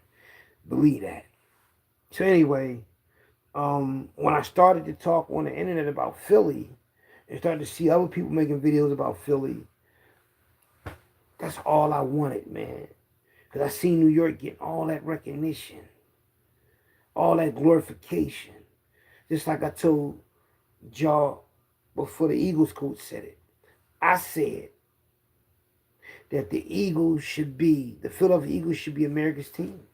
Always been said that. And I say that because Philadelphia is the founding Pennsylvania. Philadelphia is the founding place of America. Then all the sports should be the number one sports. But just say, for instance, when Pennsylvania first got, I guess they gave the king from Europe, gave this Pennsylvania to William Penn, right? And William Penn came out with a football team. Be the first football team in America. So everything happening in Philadelphia first, so everything that goes on should come from Philadelphia. Basically. And and Native Americans, my ancestors, the Cherokee. Cherokee Indian. So I think about it like that though, you know what I mean? So I look at the gangs and I look at the reality of how we live our life, how we govern each other, how we govern our communities, whether we in jail or out here in the trenches. I realize it's got to be a conspiracy to why black people always get the short end of the stick. You know, why is there so many of us locked up, but it's more white people on drugs, but it's more black people locked up? You know, something ain't right, man. That's why they let a lot of people home after getting a lot of time out of them and everything, and people getting promotions and graduations and getting demoted and all type of shit because they lock so many of us up. So that's why they promote them, because they're like, damn, thank you, just helped us stop these blacks from really growing. When they lock us up and take the man out the house, take the man out the neighborhood, take these leaders out these communities, and you see all these individuals acting fucked up, destroying themselves, going into the wrong directions. Look how many people would be alive right now. Look how many people wouldn't be selling drugs right now, wouldn't be in the trenches right now. Whether she a woman, whether he a man, young, old, or whatever. Look how many people wouldn't be in the trenches right now like that, on that type of time, if their father was around, their uncle, their brother, their cousin, members of the community that ran the community, if they was around. So they knew this. So they said, put them in jail, and they going to self-destruct on their own. And that's why they owe us. Not just because they took our land and fucked us around. They helped destroy generations. So when I see these youngers out here getting younger as alleged killers, right? and being more deadly about it, more disrespectful about it, more intelligent about it. I mean, intelligence meaning that the way they go about finding out where they target at. You understand? The individual, the ops, whatever you want to call it. You know, is designed to destroy. Don't you know it's Philadelphia is more homicides than New York and LA? 560 something, or something like that. 500 something people were murdered from the age 14, 15 years old to 35 years old. The black man is getting eliminated through gun violence from 14 or 15 to 35 years old. Gone. Now look at all of them that's dead. Look at a lot of them that's locked up for the homicides, right? So look how many women that can't have a child, can't be in a relationship, because all these young black men are gone. So a lot of these females turning doing other things, and a lot of people being touched on all type of shit because there's a lack of black males. A lot of them on medication, a lot of them mentally fucked up, a lot of them been touched on, male and female. They did a job on our people, man. And we are being distracted with all this bullshit that's on the internet that they keep throwing at us all the time to stop us from seeing this situation go on. Like I always express, look how many black women that's missing in this country right now. 75,000 African American women been missing in America since 2016. And they don't even give a fuck about them. They can do everything else for all these other countries. When they go on the war, they going through shit with people. But in our own backyard, that's a lot of people that's missing. That there have been 75,000 white women missing. There have been 75,000 Jewish women missing in this country. There'd be protests, there'd be all type of outrageous shit going on. But ain't nobody sticking up for these women. That's a lot of women. They don't give a fuck. I do. I care about what the women are doing right now. It's the ones that's alive. There's one that's being tortured. Now, if ain't nobody doing nothing about these 75,000 women being missing, that's a federal case. That's a breach of security. That's a government issue. As though the army and all them got to get in it, like find out how all these people are being missing in the United States. And ain't nobody talking about it, trying to investigate it, looking for no clues, talking about it, spreading on social media. You're thinking on social media every day. Clues. If everybody got deep into it and they start looking for them and everybody start playing detective like they play detective with everything else on this motherfucker, why they ain't playing detective trying to find these women? Why a woman might see it's different with a man and a woman. If it was 75,000 men missing, then you probably have women trying to figure out where the men at. But 75,000 women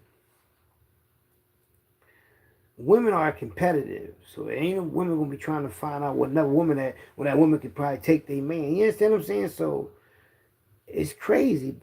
And the thing is, I think because this amount of people that's missing, it got to be my own country involved. It got to be. There's too many people to not to be talked about. I mean, because what they going to wait 100 years from now to talk about it? They're going to wait. What we waiting on? Like, why are we doing everything else but that? Y'all can talk about Tank Davis. Y'all can talk about this one and that one. Jay-Z, Diddy. Y'all can talk about all these other people. But y'all can't talk about these women being kidnapped and all. Like, yeah. Y'all going to wait till the next 75,000 People missing. Women, you can wait till somebody in your family.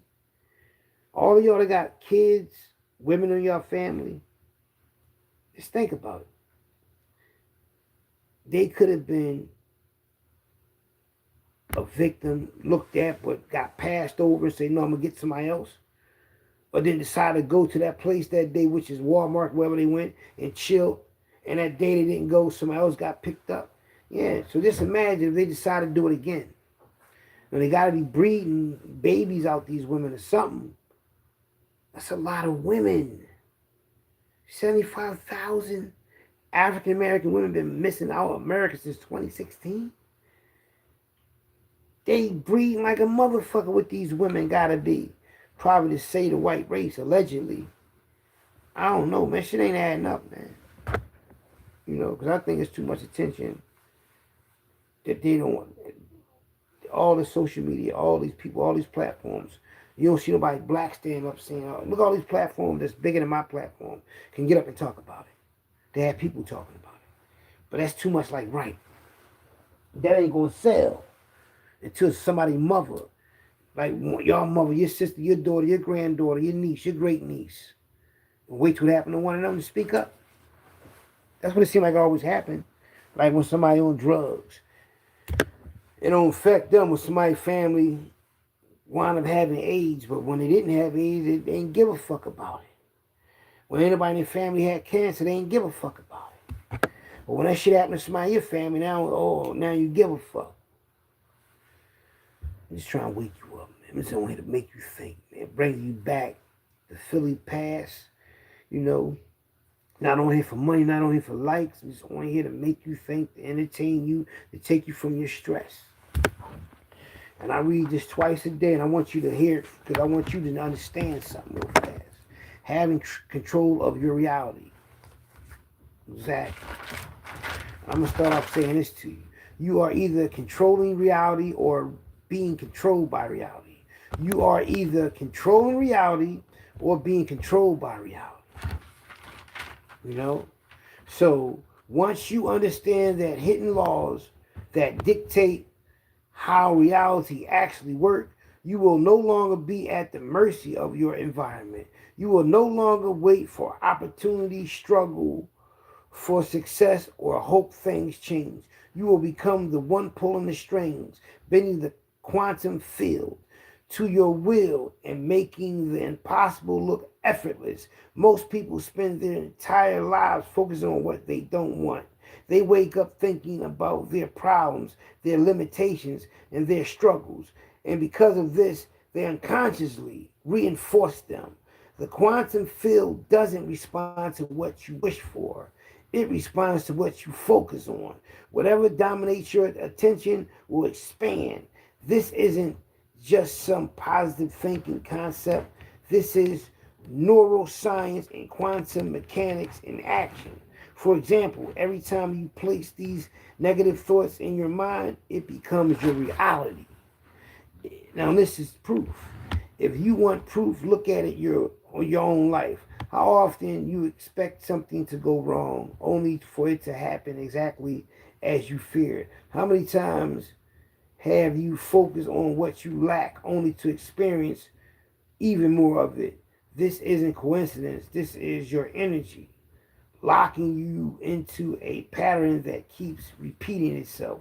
But here's the most powerful shift you can make. If you start to obsessively focusing on what you want, your reality has no choice but to change. What you focus on expands, and when you start focusing on your future as if it's already yours, reality starts bending to match it. Change your energy and your reality will change. Be the best version of yourself. Visualize your highest self, the version you who already has everything you desire. Now embody them.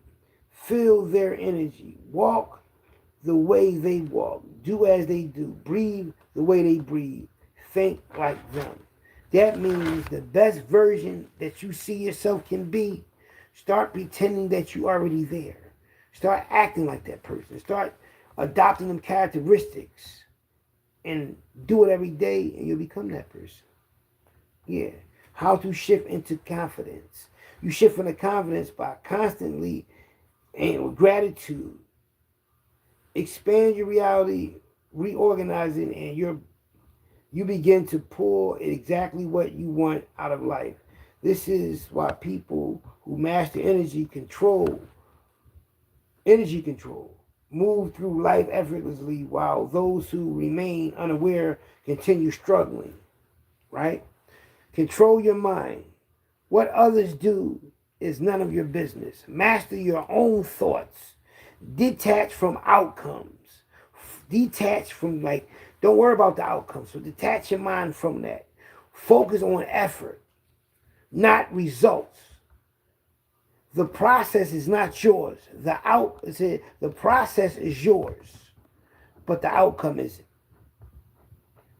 Daily reflection. Every night, ask yourself, every night before you go to bed, did I become better today?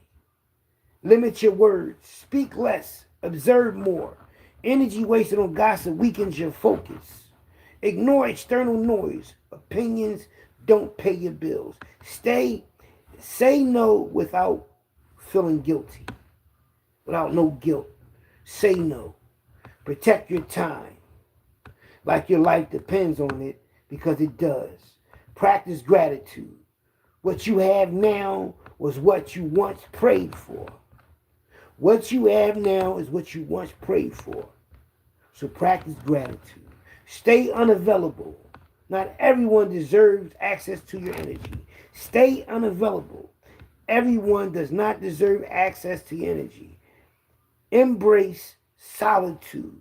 You become unstoppable when you're at peace alone. Now, I wanted to ask, the reason why I shared that with y'all is because if you have the chance, right, you can watch that little right there. You can, like, record that little part I just read. You can listen to it over and over again, twice a day. That should help you. Because everything is based on how you think. When you look out your eyes, it bounces back into your brain and give you a reflection of what's going on.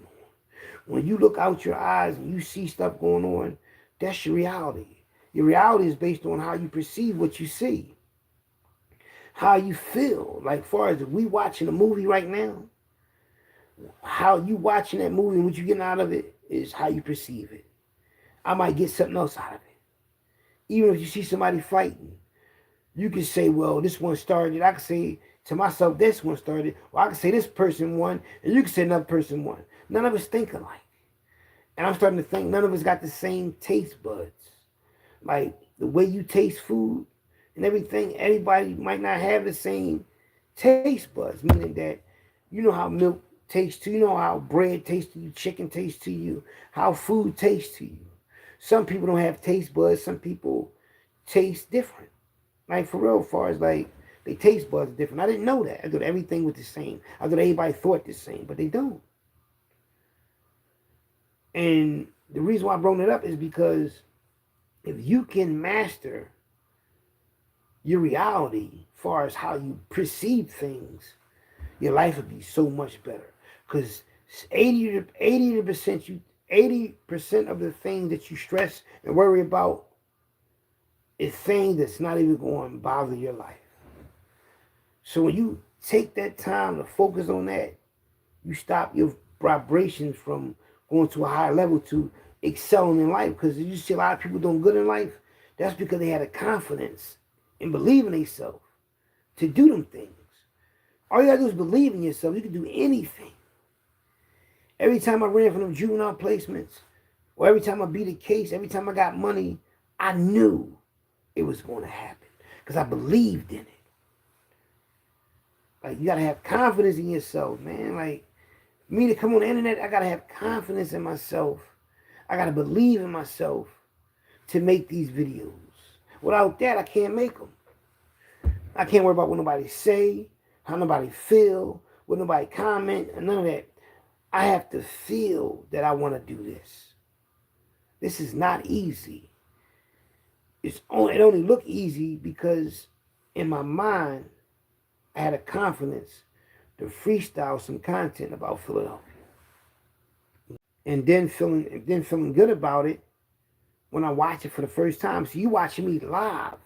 When I used to watch Good Times or one of them sitcoms or one of them shows back in the day, the 80s and 90s, and they was like the TV show Rock, ROC. Remember the TV show Rock used to come on? He was a trash truck worker in Baltimore, and they used to have a show on, but he was in front of a live studio audience. And Good Times, when they come on and say in front of a live studio audience, that means every time they did a show, they was on the stage in front of a live studio audience. Meaning that it could have been 5 people there, 2 people there, how many people there. But you always hear the part when they make the audience laugh. That's a button they push. Like if JJ say something funny, or the father say something funny, or the mother say something funny, or Thelma or the brother, and they push that button and you hear everybody laughing. And that'll make you laugh because you really think that people in the audience laughing. And they really might be laughing. But when you can push that button and you got that technology where though you can make it seem like a lot of people is laughing, it's going to make you laugh. Shit deep, ain't it? So it's just control how you view things. And I used to be like, damn, I'm live. Just like Good Times was. In front of a live audience, the world. Like I used to make videos, I'll make it, then I'll upload it, and it won't be alive. I do a lot of shorts like that, but I'm going to start making videos like that. 20-minute videos, 15-minute videos, 10-minute videos, 7-minute videos, 6-minute videos, 5-minute videos, 3-minute videos, regular videos. But I'm going to still do lives, because lives is not easy, and it's good because you can communicate with the audience. You can talk to them, they can make a comment, they can say something, and that's the good thing about it. The good thing about me being on here, I get to share something with the world. Everybody might not catch my live, but they get to catch the video. A lot of people on here trying to make it big and famous and all that, and more power to you. I'm on here just to make you think. This is therapy for me. It relaxes my mind, and I know other people is watching it and they getting a lot out of it, and they becoming stress-free. So I like that. And I like to do it, like far as make the content. And it is ways on here you can make easy money. On TikTok, Facebook, and Instagram, it's this, I don't know if it's on YouTube or Facebook, but there's a video going around telling you how you can make money off TikTok, Facebook, Instagram, just making videos. You can make videos like regular videos, and they'll pay you anywhere from $50 to $200. I'm talking about every day though. A lot of people like to work from home anyway. See, me, I'm kind of skeptical, about monetizing my TikTok channel, because I could have been making money off TikTok. I'm almost at 3,000 subscribers. I go live on there when I want to go live, and Facebook and Instagram. But I'm just trying to focus on this magazine and these other things I got going on in my clothing line, because my thing is I don't want that to get in the way of what I'm doing already. You understand what I'm saying? You got something good, you don't want to fuck it up. I don't want to fuck it up trying to be greedy doing all this other shit. But I tell you, I might get my whole TikTok channel to my daughter. But I got this phone, I got all these pictures, so I might have to figure out how I'm going to do that. Because I want my grandkids to have that channel. They can make money off that channel. They can do a lot on that TikTok. This is what I did. I got on all these different apps. Facebook, TikTok, Instagram. In each app, I got like I point across, I got the clientele as far as the friends, subscribers, followers, I got all that. I mastered all that on all the apps. So then I came on YouTube and did the same thing. So I'm known on all these different apps, right? all the people from all walks of life watch me, watch my videos. And I said to myself, this is like the world getting reset all over again because we in a new wave of living, a new technology, which is this internet thing, right? And back before this, you had to be in the trenches to know people, for people to know you, to get your name, your reputation, and all that, right? But now you get on the internet, you ain't got to be outside. This is the new outside. This is the new trenches. It's the internet, and the people that's on the internet are the new celebrities. Yeah, so I'm known on all of my apps, Facebook, Instagram, TikTok. I got the clientele, just like on YouTube. You know, my over channel was Philly Trenches. I was at 11,000, almost 12,000 subscribers with 4.5 million views. You know, so a lot of people know who I am. And so I mastered that. This new reset reality. This is a lot of people don't know what a reset means. Reset meaning that everything that used to be ain't no more. Everything is different, brand new. Like this technology, this is brand new to the world. And now everybody's caught up in it emotionally and everything, physically, financially. And it's changing lives. It's changing outcomes. It's changing realities. And I realized that. So, you know, that's when I'm on my type of time I'm on, man. And everything I read to you earlier is true. Don't give your time to everybody. Practice solitude. Practice being by yourself. Study, brainstorm. Keep up to what's going on. Don't worry about the past. Don't worry about the future. Worry about what's going on right now. Even though I talk about the past, because a lot of people like to reminisce. What I mean by that is don't worry about it as far as stressing about it. The only thing you're supposed to be worrying about is what's going on right now. That's the only thing count for real, is what's going on right now. You can't predict the future. Like 4 years ago, I didn't know I was going to be in this position right here. I did put myself in this position as far as I'm grateful for, you know. I planted some seeds. They came through for me, you know. And it was a year later than was supposed to came a year ago. Probably in 2013, it was supposed to come through for me. But there was bullshit. I got in an argument with these people.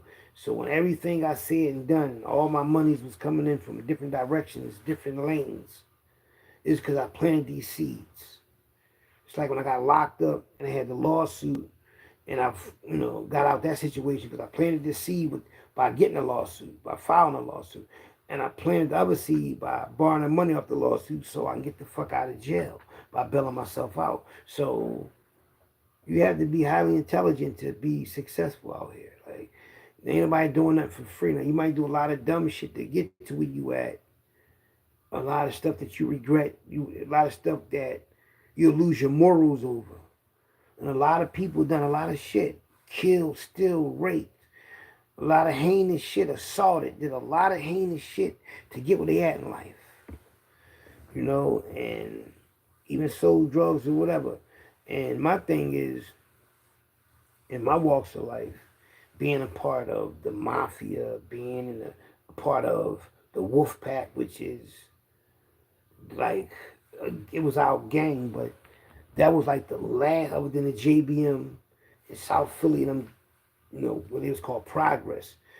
Progress was the ones that took JBM to war. And they said the movie gonna come out soon. Now, other than them, in the Shower Posse, wherever they was from, Jamaica, we had the Wolf Pack. And then you had the Puerto Ricans. OK Corral, they was a gang. The Puerto Ricans had Blue Tape, they was a gang, but they was like a crew. They always getting a lot of money, man. Erie Ave, EAM, a lot of people was just getting, and then a lot of dudes that was young, they met in juvenile placement, youth study center. They started boosting, robbing people together from different neighborhoods. They just got cool with each other. And that shit just transformed. You know? So, the life, man, surviving and getting away from it and understanding that when the world reset it and transform into this reality we got right now, think about, look how I'm talking to y'all, FaceTiming y'all. Somebody could be watching me right now from Japan watching my live, right? But already they in Thursday. It's Thursday night right now in Japan. And if somebody watch me right now, they can make a comment, but they in Thursday. Look how deep that technology is, how that reset is. So the new reality that we're living in is like, it's crazy, man. The next 5 years is gonna be deep, man. A lot of information is being revealed, man. Like, a lot of people ain't going to really. It's going to be mind blowing. You know, with this new reality, we're going to be into the 6G going to come out. We in the 5G, the 6G about to come out. Now, when the 6G come out and they start to just show you new technology with they already got flying cars in China already. Like George Jetson. Remember George Jetson used to turn that suitcase into a car and go to work? They got them type of cars in Japan and China. I realized something. China always had the technology. They had the phones. They had them smartphone watches already in 2010, 2009. And my cousin Barry, may rest in peace, he was selling them downtown. So just imagine, man, like, what's in store for us, you know? And this video is about gangs of the 1960s Philadelphia, all over Philly, you know? But they whine, young boys looking like grown-ass men, trying to survive in a crazy world that's racist against them. Looking up to the champ Muhammad Ali, Joe Louis, Bruce Lee, Jim Kelly, O.J. Simpson. They had a lot of people. Look, Bill Cosby for Richard Allen Projects. They had a lot of people that came out of Philadelphia that was athletic, that was stars, basketball stars, football stars, baseball stars, singers, actors, musicians. Philly was a hub for that. All that talent. The Uptown. And then they had the race riots in 64. Between 64 and 68. Rizzo came in North Philadelphia, 16th and Cease to Be More, when it was Cease to Be More. No, it was Columbia Avenue. And rumor went around, it happened on 22nd and Lehigh. And they was locking a woman up and a man up. And they said the police harassed the pregnant woman, putting the handcuffs on or whatever. By the time it got to 15th from 22nd to Lehigh, going all the way down to 15th, no, from 22nd to Cease to Be More, going all the way down to 15th to Cease to Be More, right? And all through the Philly, all through the black neighborhoods. You know how you sit in a circle as a kid and the teacher whisper in your ear and they gotta go all the way around. By the time it get to the teacher's a different story. By the time it got to everybody in the trenches, they done said the police unalived this woman. So they went on Columbia Avenue and just tore it up. All the gangs and all of them was out there. Looting and breaking in all the stores because people were saying, well, why would they do that to their neighborhood? Them stores on that avenue was owned by Jewish, Irish, and probably Italians.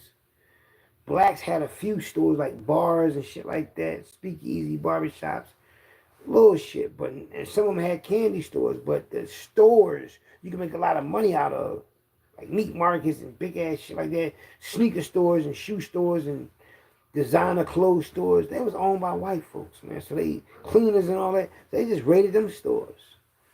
Fuck out of here. You know, when people get tired, think about it. The race riot in Detroit, right? All this shit is designed to slow the black man, the black race down. Remember 1995, 1996. Remember the Million Man March? All them black men went to march to Washington, D.C. I was incarcerated, man. One of my cousins went there though. My cousin Daryl Burgess. He went. I was proud that somebody in my family went to the Million Man March. You know, but we bigger than the march, man. We gotta get these Black Wall Streets back, man. And the youngins back in the 1960s that was in them gangs, even the Black Mafia, even the JBM, even 1980s, 1990s, that whole era from the late 1950s to 2000, that, like, what's that? That's like 40 years, I think. Something like that. So that era right there is the era in them 4 decades that really messed Philadelphia up. The black communities. Because all them race of people that lived in Philadelphia at the time, all of them has gotten ahead in life except the black race in every city. You see black people doing their little ones and twos, but white people ain't scrambling. They don't even give a fuck about having nice cars and all that. But they got a house. They got everything. They can refinance their house. They can let their kids go to college. There's so many ways, so many loopholes, so many opportunities that they give these people. Prime example. Y'all watch the Bundys. Remember Al Bundy? The Bundys. That was the black favorite show, was the Bundys and Living Color and Cops. They was the only shows people watched was locked up, was them shows. Then that TV show Cheaters came out. But other than that, it was Cops, Bad Boys, what you gonna do, or what you gonna do when they come for you. Bunga bunga bung bang, that joint. That came on, the Bundys came on. And Al Bundy worked at a shoe store. He lived in Chicago. We lived in the suburbs. He was middle class. He had a mediocre job. He owned a shoe store inside the mall. Even though Peg, his wife, is always asking for money, he's always acting like he was broke. They only go to show you that the white man and woman, they don't got to have a lot of money to live in the suburbs. They'll just give it to you and give you free money. Because they wasn't scrambling on that show. They weren't like good times. Good times, they had no money, no food. It was always bad times on that show. You know? Think about it. And this, I watched that show and said that. I said, damn. Al Bundy and the Bundys really got it good. They live in the suburbs of Chicago. They own their house. He don't have to do shit but go to work to get away from his wife, to go put shoes on women's feet. Hey, come on, man. You ain't making no bread. That shit ain't packed up. You ain't got no, you know what I mean? You ain't no real clientele, but do you see what I mean? How to just get them shit. And look, just go to work, make it look good. And that's how their life is. I'm telling you, man. I think it's designed for them to look at minorities, poor people, as to struggle, to watch them. We like lab rats. They watch us and watch how we struggle and write shit down. Because they don't know, because white people don't have it hard. They don't. You don't. They might be on drugs. That's why they got it hard. But other than that, you don't see them out here struggling for a job, struggling to do anything. They're not protesting about anything. They like to be a part of protests because they like to be in somebody else's business. Always minding somebody's fucking business. You know? But ain't never got to do nothing. And I'm not like throwing no darts at nobody, and I'm not racist or anything. I'm just speaking the truth. Like, they don't do anything. They give them everything. Credit cards, free everything. Like, will you ever see them work anywhere? Like, really got a job. A job. Exactly. You ain't gonna never see him mopping no floors. You ain't gonna never see him buffing no floors. You ain't gonna never see him have no labor job to get black people. Unless it's construction. They're gonna give him like $1,200 a week. And they're gonna give him bonuses and all of those shit. Vacation days and pensions and home, like medical care. They're gonna give him all that shit. And they're gonna give him a promotion over you. Because it's designed that way. It's designed that way, man. We don't have to be how we are. Why do you think they promote this rap music, this dangerous ass shit for people to kill each other? Come on with these video games so they can kill each other watching the video games. Okay, this gonna make them do it. They try to do it through the cartoons and make you, because cartoons is vicious. Cartoons is vicious, nasty, cuss words, everything. Everything is fucked up now. Kids is raising each other in school, raising each other online. You can't keep up with nothing no more because everything is so fast. Everything is changing overnight. Fast, the quickness. Think about it. We've been, you know what I mean? They said the world, the new reality, the new world order is going to come from the inside out. And they say people, we in glitches and we in portals, time, and all that. Let me tell you something. We reset it already. Soon they start to lie with that, what's that name, the boy name? The Mandela effect, and this didn't happen back in the day, this changed, that changed. That's when that shit changed. Soon when they got everybody hooked on the matrix, this internet shit, that's when everything reset it. Soon you got online. That was the reset. Soon your mind is focused on this, it's the reset. But a lot of people that's not online, they still think and do the normal shit that we did before we got on the internet. But once you get programmed to be stuck on here, you fucked up. If you can't come up here if you can't come off the internet for a week or a month, something wrong with you. And a lot of y'all be going to internet jail, like when they put you in YouTube jail or Facebook jail or Instagram jail. A lot of people be sick about that because they want to be on the internet, and your whole information is tied to these apps. Y'all know what's crazy? Remember they was going to stop TikTok? Because they said the Chinese owned it. Because they didn't want the Chinese to have the information. How about the Chinese bought for 10 years, I think for 30 billion or something like that. For 10 years, they bought Easy Pass. Easy Pass to go to New Jersey and all that. And your Easy Pass is connected to all your personal information. And the Chinese bought it for 10 years. Really bought it for 10 years. So they got all your information. Why would the United States do it? I don't know. Why would somebody do it? I don't know. You know,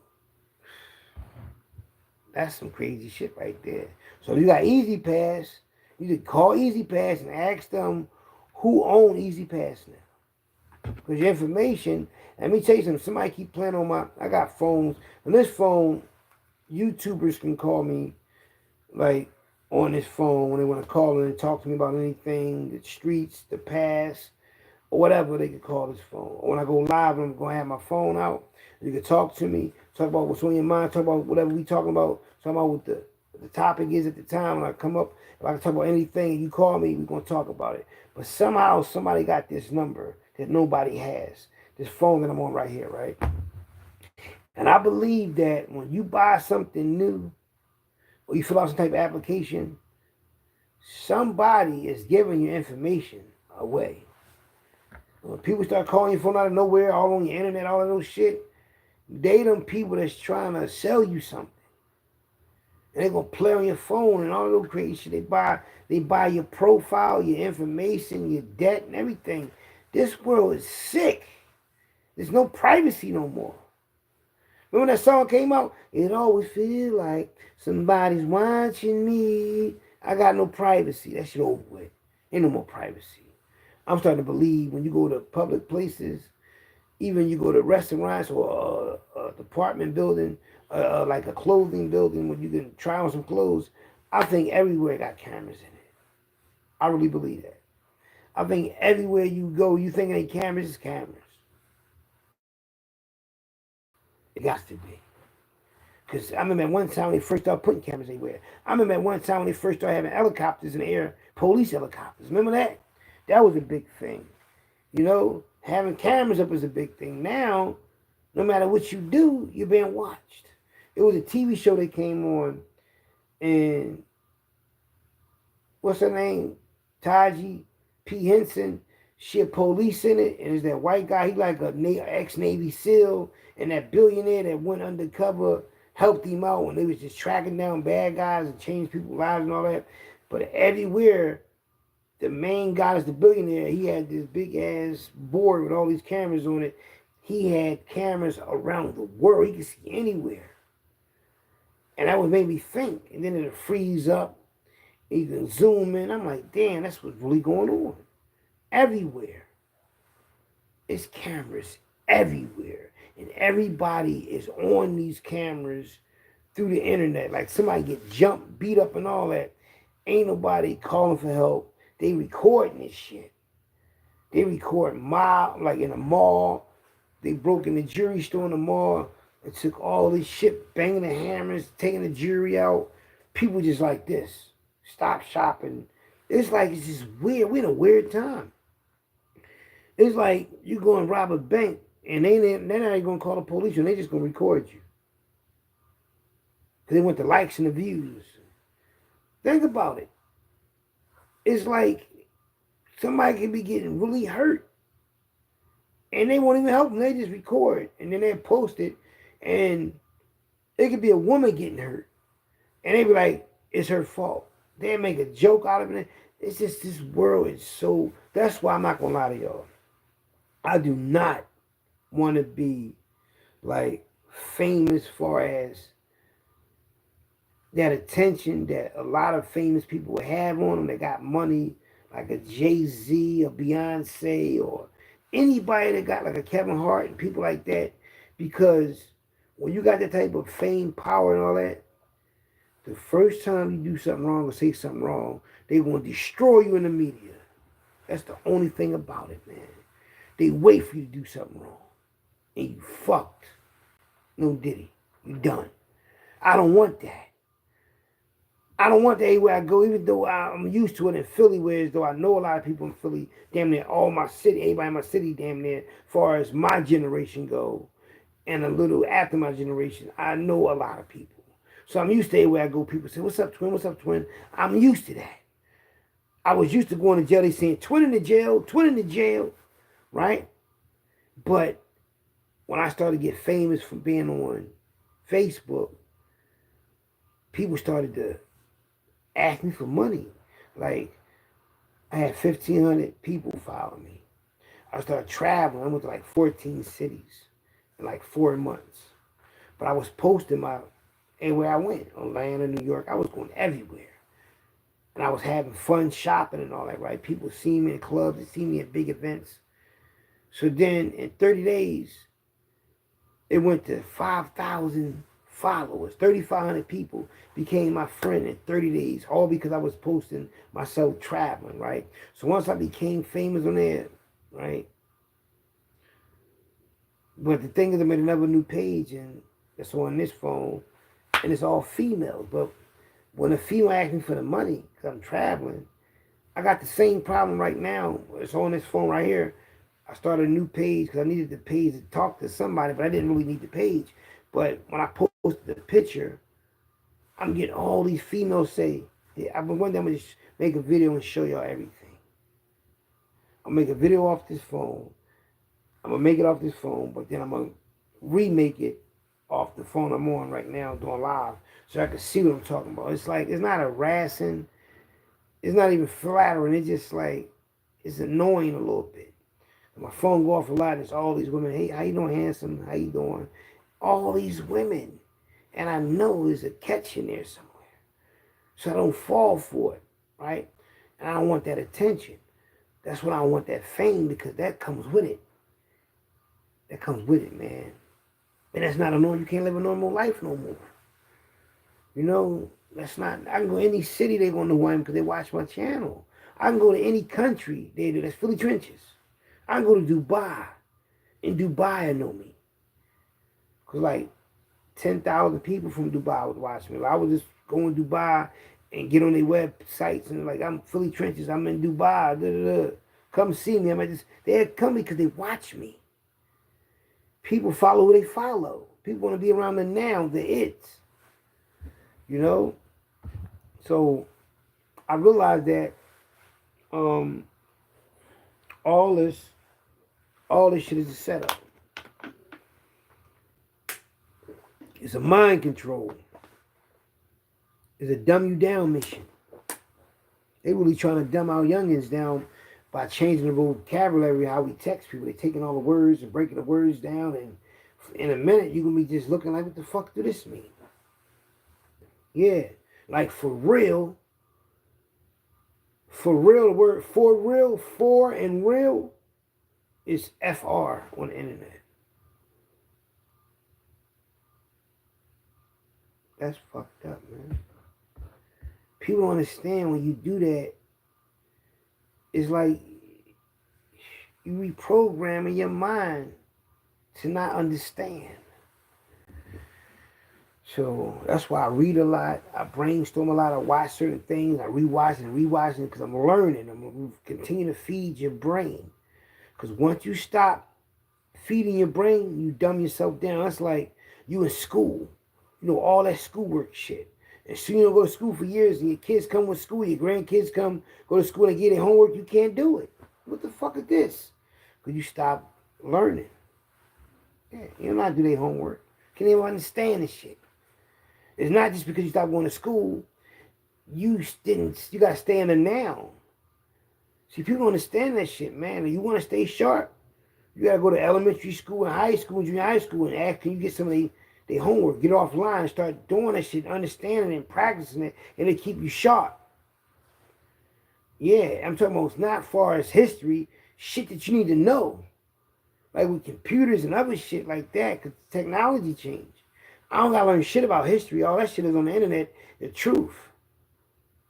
And once people understand the truth, look how the internet is keeping you away from religion. Religion had everybody in the chokehold. Now this new technology is superseding religion because it's showing you power. It's showing you technology, an upgrade. You seeing something better than you saw before, and that's what you're going to praise and focus on because it's different, it's more, it's faster. It's results. And people getting paid off of it, so that's what they're going to do. People are tuned. Look how they took the movies out. The movies, music, rap music and all that, like rap music and movies. Even TV shows, it's like now you got to be on the internet to watch everything. Because the movies ain't the movies no more because everything is streaming. Music and everything. So they just forced us into this box right here. You know, just put them all over here. And make them think this way now. Now we focus, tuned in. You can't even get locked out. You caught the fuck up. iPhones and everything. Apple phone, you caught up. You in this shit. You get mad when your phone dies. You got to charge him up. Motherfucker, people don't know. If somebody take your phone, you arguing with them relationship-wise, that's an assault. That's like a charge. You get locked up for taking somebody's cell phone. Shit crazy, man. Everything now computer this. You don't even need money no more. You get to tap the thing and pay for your food with no money. Tap. Ain't gonna be no more money, no more currency. Everything is slowly getting out of there. The reality is shifting. Watch. I never thought it could happen. Pull a card out, hit that motherfucker, pay for it. You know, I use this card so much, right? My Cash App, cause I go in Dunkin' Donuts, get some coffee, cause I get coffee from my mom, right? The girl knew me, right? So she say, oh, I didn't know you was paying cash, cause you always use your card. And I was about to use my card, but I didn't want to use it. I just want to use the cash. And you know, that's crazy, man. You have two decisions. You have two choices. Now, remember at one time, the only people could have a credit card is white people, like rich people. Blacks couldn't even get a credit card. They used to get certain people cards, though. They was getting my mom credit cards. Department stores, and all type. I don't know how she was getting them, but she was getting them, though. We moved up Frankfurt, and she went to the store and bought us all this shit for school. You know what I mean? Because come on, department store, that don't mean it's better quality. You know what I mean? But it's one of those department stores in the suburbs called Bamberger's and another store. We had all them fly-ass clothes. They had a lot of nice clothes in there, man. And I'm like, damn, in 6th grade, 7th grade, getting all that new fly shit. I mean, I was happy for my mom, man. But I was saying to myself, look how many white people already got that shit, though. You know? And the thing is, we're a strong race of people because look how much adversity and how much bullshit we had to go through when our history was hidden from us. They don't tell you nothing about black history other than roots, slavery type shit. They ain't gonna show you how we had property, land, acres, banks, hospitals. A lot of people don't even believe it. A lot of people don't even believe we had black hospitals and black banks and mansions they lived in and like a 44 block radius of all black businesses and stores and people living there and everything. We had everything. Black people own their own stores. They come through and burn our shit down. That's why I think one day the blacks gonna uprise, man. The youth, they're gonna get fed up one day because they're gonna find out the truth eventually. And once that shit set in, and they're gonna look. Because think about it. A lot of, youngins in the trenches will hurt you, rob you, take your shit. If they back against the wall. Just imagine when they find out the truth about what Black Wall Street and what their ancestors had, and the fact that they would be wealthy right now had the white man in them not fuck with their ancestors' shit. They won't start taking that shit back from when they see white people. That's why you see carjackings. That's why you see people getting. That's why a lot of white people used to get robbed back in the day, in the 70s and 60s and all that. They see a white boy strolling, or they do the same thing they did in Cooley High. Had a female dressing up like a prostitute, get the white guy to come into the room, and they come in there like, yo, give me back, what you doing with my woman? And he act like he gonna kill him because he with his wife, but he give him all his money. Yeah. I know family members that did that. And the thing is, my mom is going down my niece's house tomorrow to get all these pictures of back in the day. My mom, my dad knows of Atlantic City, how they was moving and shaking. I'm going to show y'all some shit tomorrow. My mom going to get them things. They'll get them pictures. But the pictures of my aunt, Loretta and them that were living up on, moved from North Philly, from Timpton, Susquehanna, all the way to Forest Ave, 72nd and Forest Ave. All the pictures of them growing up and all that. My peoples came and got them pictures. I wish I could have got, but what I'm going to do, I'm going to just tell my people to send it to me through the internet. And then one day I'm going to just show y'all all the pictures of them back in the day on their ones and twos. How they was going to the Bahamas and doing their thing. A lot of black women, believe it or not, even though a lot of them not recorded in the record books or the police books or whatever, the government books, that there was a lot of black queen pins in America, period. Not just Philadelphia. And what I mean by a queen pin, I'm talking about women that probably had a job or had a little job but was hustling on the side, getting money. I'm not talking about no prostitution shit. I'm talking about in the game, in the black market world, getting money, whether selling clothes, selling drugs, moving and shaking plants, some type of middleman or something like that. There's a lot of women that's like that, man. You'd be surprised. And there's a lot of black women that had white collar jobs. I was in the corporate world that was in politics and everything. But they the ones that uppity and act like they not black and all that shit. I don't like people like that, man. They can be doctors. They call them doctor, like a female. They call Dr. such and such. Like they live in Mount Airy in them big ass houses. I used to talk to this girl named Selena, and I used to talk to two girls named Selena at the same time. One of them was a hip hop dancer. I used to drive her and pick up from the bus station, let her drive the car around, let her drive me around while I can think. And she lived in Mount Airy with these two doctors. I don't know if they was a family, but these was really a couple, a black couple that remind you of the Huxtables. How Bill Cosby was with his wife Claire. That's how these people was in Mount Airy. These two black husband and wife doctors that she stayed with. So those type of individuals, like they black people that got money, that it's in that white collar world. They only help blacks that's doing something that they like. Like if a black kid or a young youth is playing the piano real good or playing tennis real good, uppity blacks that got money and power help them get ahead in life. Only because they like what they doing. And they can raise a lot of money with their talent. Yeah. I know a lot about that, man, you know. So it's different lanes for our people, and our people know that. Like in Delaware with a casino at Harris Casino in Delaware, right? It's Chester, right? They part of a horse track race too. You know, you can bet on the horse tracks too. They got the horse tracks. They run around on horses. You can bet on horses too. It was this one night, like a gala, you know, black people dressing up. You know, on Sundays, right?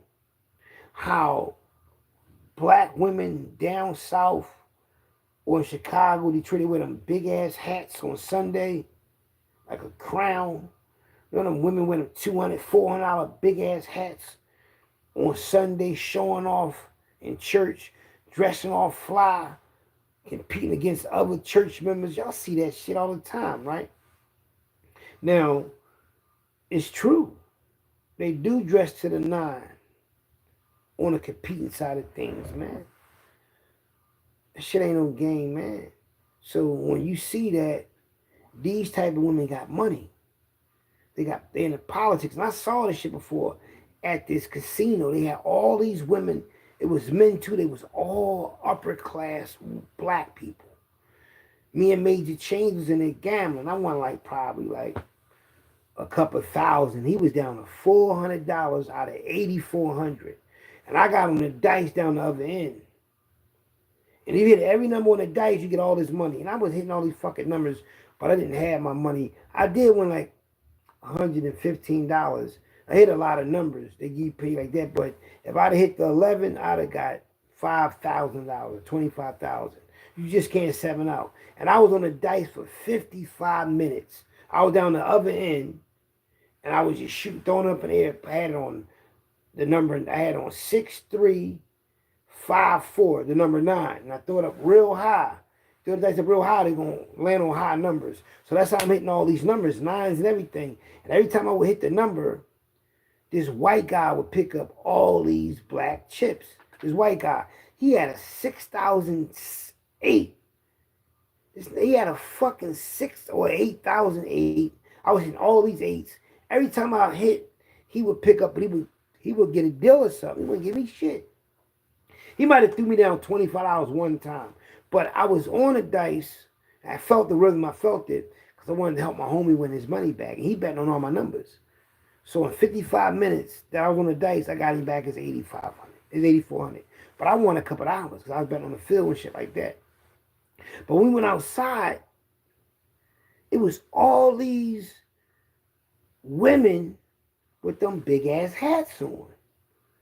And it was black men in suits and everything. They was near the horse tracks. And it was in this section where as though they rented that section and it's all upper class. Something like the congressman, black and all that. So I'm looking at them, right? And I'm telling you now, what I felt was this was a class of black people that thought they was the best of the blacks. There was a lot of power, a lot of energy that I felt that they had a lot of money. And I said, damn, I do not want to be a part of that. I don't want to be looking down on nobody because I'm in a position. A lot of people do that. They get in position, they make it, they look down on people because of what they have and what somebody else don't have. You know, and that's a disease, man. That's evilness. Because you got something more than somebody else, you think you're better than them? That's weird, man. White people don't even think that way. They don't even think that way. They probably used to because they doing good. They ain't got to do that. They just worry about how they can stay alive longer. It's the only thing they worry about, how they can keep us in the dark. Because there's something inside of us that can wake us up that we can take over, like for real. There's something inside that everybody, human body, possess this type of energy. And if we think and come together, see, we're going to do this our way, we can build anything. Yeah. See how Ice Cube, they let him do the 3-on-3 and the basketball thing, like the ex-NBA players play, and that's in his thing. Ice Cube. It's Ice Cube and 3 other people came up and said we're going to start having our 8-on-8 or 5-on-5 football teams. We're going to start that up and do our own little thing with our own people. And we're going to take all that money that they doing pro and we do it our own people. It'd be rich overnight, all black people doing our own shit. We the most entertaining people anyway. We got the most athletes. We start playing with ourselves and doing our own little thing like we did before with our own baseball league and all that little shit. They had the Negro League. We had our own everything. We didn't have to really connect with white people because we was doing good. They needed us. They needed our resources. They needed our help. They was jealous of us. They did all that Jim Crow shit just to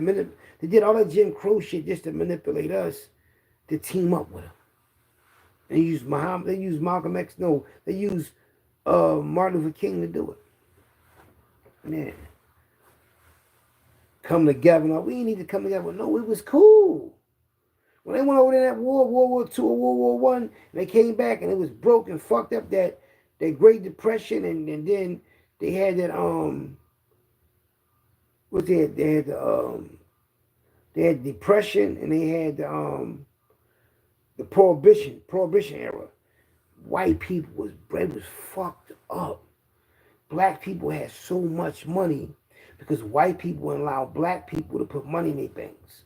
So they had their own banks. And they put their money aside, so when America was broke, black people wasn't broke.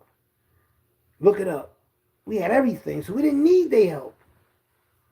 We laughing at them. Now we rich, we wealthy. We got tricked into fucking with them. It's like the Indians got tricked into fucking with them.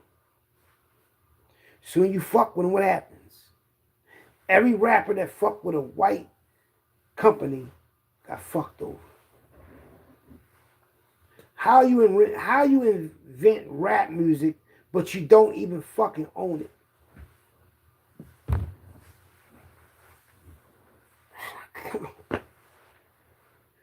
You invent something supposed to have 100% ownership unless you want to sell some of the ownership because you try to make some money off of it. This is my shit, this is my brand. Give me 40 million. Like if I get, because I ain't in no rush, I know what I'm doing. You don't never rush nothing. When you rush your hanging, whatever, like it was these people that I found out about, right? They was worked, they retired. 4 months after they retired, they dropped dead. See, when you rush something, you ain't got nothing else to do after that, then once you stop having something to do, your body give up on you. Believe it or not. See, like with my LLC, my logo, Philly Trenches, my clothing line my logo is the beat up sneaker, the same size as the polo horse on the Ralph Lauren shirt with the horse. That's the same size as my beat up sneakers on the wire. When that logo come out, the magazine, that's going to be all at the same time. And that's going to be generational wealth for my kids, my family, friends, and homeless people, and the youth. That's what I'm doing this for. But if I rush to do it, and I ain't going to have nothing else to do. So when my mind comes to, even though I'm doing it now, but because I already know what my next project going to be after that. So you always got to give yourself something to do.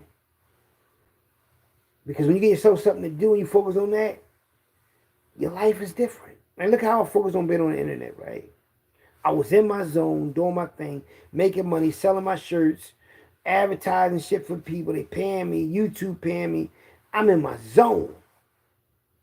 All because I had something to do. And that's all life is about, is having something to do. Because if you have something to do, you're not going to be bored.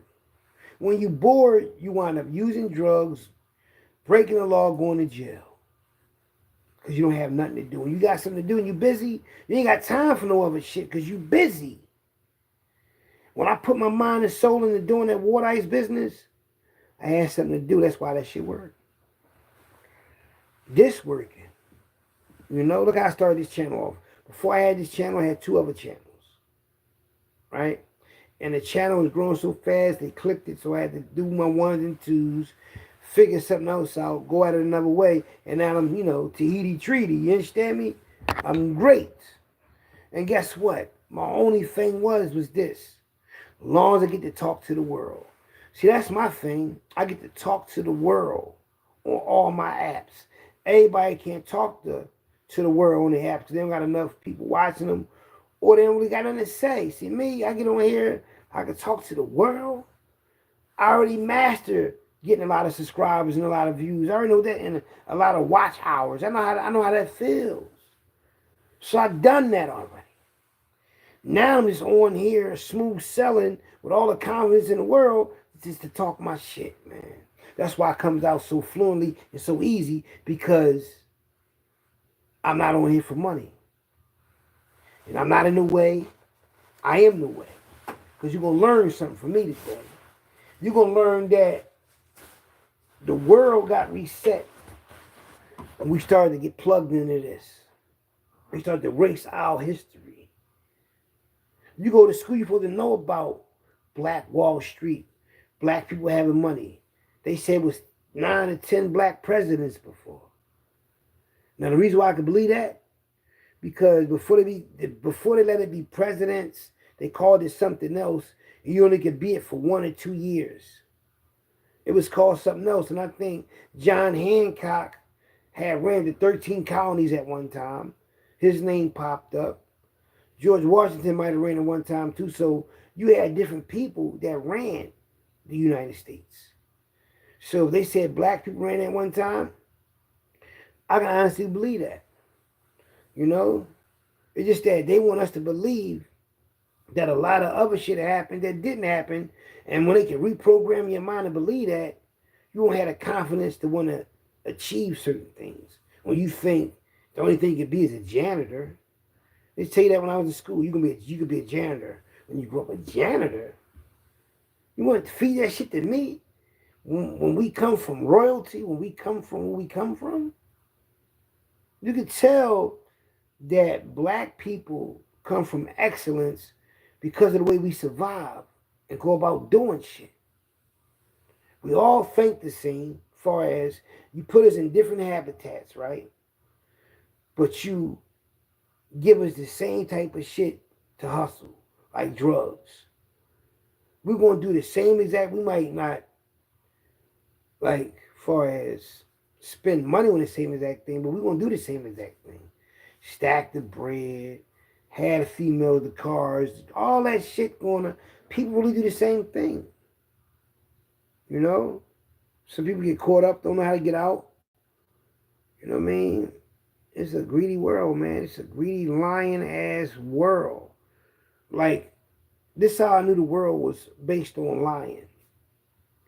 You know how you see a commercial and you see a cereal commercial. When you're a kid, you be hungry as shit. When you see a cereal commercial, you see pancakes or something like that shit come on a commercial, right? But when you see a cereal commercial, the milk that's poured on the cereal looks so pure and so white, the whole time it's pink. It's not even milk. And when I realized that, I understood that, I said, these motherfuckers are lying to people. False advertisement, when that's paint being poured over cereal, some type of way, they got it pouring, but it, you know, you look at milk, it look like you can see, like you got whole milk, you got skim milk, you got 2% milk, but you can see, when you look at milk, you can see a little water in it a little bit, you know, so you know, when you see that commercial, you're like, what the fuck is this? But you thinking it's the real deal, when you find out this is fucking paint. So think we're the only country in the world that black people spend more money than anybody. And we spending money on materialistic shit. Cars, clothes, high-priced foods, events, all type of shit. We're spending the most money. When you see white people go in these department stores and these type of situations, they're using credit cards because people are, the government and these and stores are working together, sending these credit cards out to these white households, and they can tell if you white or black through your social security number, right? And if you put on an application, you white, they'll help you out. I'm telling you, that's when they help Africans out, they put white on the application. They told to do that. Now, peep game. They go to the department store, and what they do, they spend and they buy shit with the credit card. You see white people in the store, they buying shit, they're not pouring no money out. And the reason why they doing this, I figured this out, is I assume, allegedly, they're doing it because when you see white people spending money, you think they got money. Well, the credit card, when they buying stuff, you think they got money. So you want what they got because you think they got money because they're not high in store. The whole time they're giving them credit cards so they can advertise for them. If you see somebody white go in the store and they buying something off a credit card, and you're black or you're poor, you're looking at that person walking that store, come out with them bags. And now you want that shit. So you hustle up the money to go in there and buy shit. All because you see these other people buying it that's getting credit cards. And guess how they paying it back? $20 a month, $10 a month, $15 a month. They sending to these department stores when they give them a $25,000 spending limit. Yeah, that's why they never fucked up. And let them take loans out their houses and show them how they can pay it back. It's helping them. But they won't do that for us. You have a house and you're moving a house and it says it's worth $35,000. Soon you sell it for like 50-something thousand to move out. They're gonna add some more zeros on that house and says it's worth $350,000. They say they always cheat blacks in everything. Paychecks, what they sell shit for. Think about it. Somebody white bought that house, somebody white moved in. When they fixed that house up, it's on the market for $360,000 now. But my mom bought it for $35,000. So it was worth $53,000. The whole time it was worth way more. Way more. So look how many people they jerk like that. Like your parents, your grandparents, got them out of their crib, got them out of their money every week. Every week they going to church giving tithes, giving their money away, right, for the church, going to little casino trips and all that, and giving money for this and giving money for that, right? The preacher and the staff is putting the money in the bank. All grandma money in the bank, all y'all family members in that neighborhood, all your family members in the neighborhood, money is going in the bank, going in the bank. All your money given to the church. Then when you go in the bank and try to get a loan, you borrowing your own money back. So they find ways to keep us the fuck down. Then grandma can't pay taxes on the house because they went up on the taxes.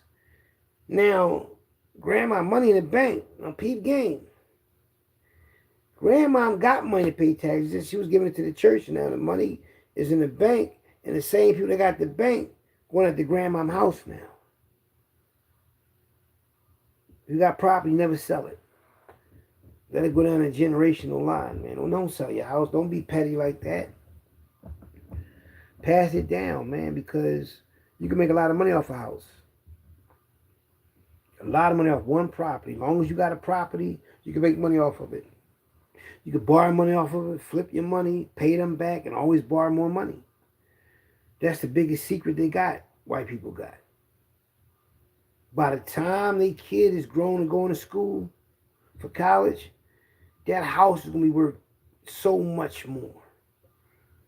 And they can take some of that money out for college and all that, or whatever. And next year they got so many, and they paying it back monthly. Doing other shit with the money and everything, man. And technically speaking, for real, people can survive without having money. Just like the Native Americans did, the Indians, my ancestors, just like they did in any country. They made people pay taxes and all that, but Anywhere you go, they can make it where as though money ain't worth anything no more. Just art, science. Art and science gonna be the future anyway. Ain't gonna be no more money. But they can do that right now. Because all they gotta do is teach people how to farm, how to make farms inside of houses, inside of rooms. Get that dirt, get them lights, and you can grow anything. You can live off of it. Purify water, eat vegetables and fruits, eat watermelon, eat the watermelon water, cucumbers, cucumber waters, eat vegetables. And you'll live a long fucking life, man. And then you ain't gotta really buy food because you have your own food you're growing. Get you some chickens, some cows, you have your eggs, you have your milk. Yeah. Yup. If you want to eat like meat and everything, you have cows, horses, whatever how you want to do it. You have it. And you have chickens. So you will have what you need to survive. And then if you own your own land and they gotta pay no taxes, you just keep your shit up, you all right. I'm telling you, if you had your own farm, you could harvest your own shit, or you made a farm inside of a house with the lights and everything, you wouldn't need shit from nobody. You would never have to go to the market. You have your own water, your own milk, your own vegetables, your own fruits, your own meats, fishing, yeah, your own fish, like. And they can't do shit to you. You think you own your own acres and you put something on there, your houses and all that. They can't fuck with it. That's you forever. You know what I mean? And if you want to take a loan out the bank on your crib or whatever, because your house worth so much money, you do that if you need to fix your house up or something like that, and you're still paying them back. Because you can always pay them back because you got a job and all that. So they going to take the money, or you got your own business, or you got money saved up. There's always ways that you can get out of situations, man. Well, I know it's easy. They made it for white people. It's like the game Monopoly. If you know how to play Monopoly, it'll show you how they did it. You know? And ain't because somebody own the store, because they own that property. You know how to do the property thing. You know how to share. You know how to help people. If you help people, right, your own race, they'll help you back, and you always have that favor. Like, this is how easy it could be for our black people. We get together, squash out beef, work together. Now everybody know each other, everybody cool each other, everybody helping each other. There's no need for anybody to ever be broke. Ever. Because money wouldn't mean anything. And one day it's going to be like that, man. Right now, we just going through the motions in this reality as far as how shit is right now. Like, we just really going through the motions. And then something else going to happen, and we're going to follow that. And that's going to give us something to do. But right now, this is a nice wave, the internet. Because it's really a big stress reliever for a lot of people. A lot of people that go through shit, they get on the internet, they mind ain't on nothing no more. And it's real educational. A lot of shit that you didn't know, you can learn on the internet. You can learn on these new apps. And it's mind-boggling. Because it's like, it's expanding your mind through the information that you're receiving. This is why people are so newsy. Because they thirsty for the information. Information is a major thing, man. And then because of technology being so far advanced, it's a lot of cutthroat, backbiting, jealousy. Because everybody want to be a part of the it factor. The it factor. The it factor. Everybody want to be in the now. You know? Like, look at Diddy's situation. Just say if that shit he was into is true. Look at all the people that wanted to be down with him because that was the it factor. One thing I learned that my desires will never outweigh my intelligence. I would never want to be in a situation where I gotta question what I'm doing. No, I would never stoop low and disrespect myself like that. I would never not have morals. No, I'm not doing that. Then fuck no. I mean, that's why I stopped selling drugs and stopped being in the trenches, because I knew I was bigger than that. I knew that wasn't right for me to do. I knew that wasn't who I was. That's not my character. To sell people poison and get rich off them. That's no, fuck, that ain't. I can do something else and get the same results. Plus, by me not being in the trenches, I don't got that stress on my mind. When you're in the trenches, you deal with a lot of stress. You're dealing with people. You're dealing with money. You're dealing with personality switch. You're dealing with a lot of cutthroat, a lot of dumb shit. I don't got time for that no more. Been there, done that. Some, you know what I mean? And then when people get old enough and they really grow a brain, they're going to stop doing the shit they do. Because they only one drug sell away from either going to jail, getting killed, or leaving this shit alone, or using this shit. You know? See, I'm set in my ways. I can't do the same thing all the time. I can't do it. You know? Because you get tired of doing it, man. That shit'll get on your nerves, shit'll stress you the fuck out. Especially if you're not doing nothing with the money, you're not elevating your life, as far as I took this money, turn this to that, doing this, doing that. You got something to show for it.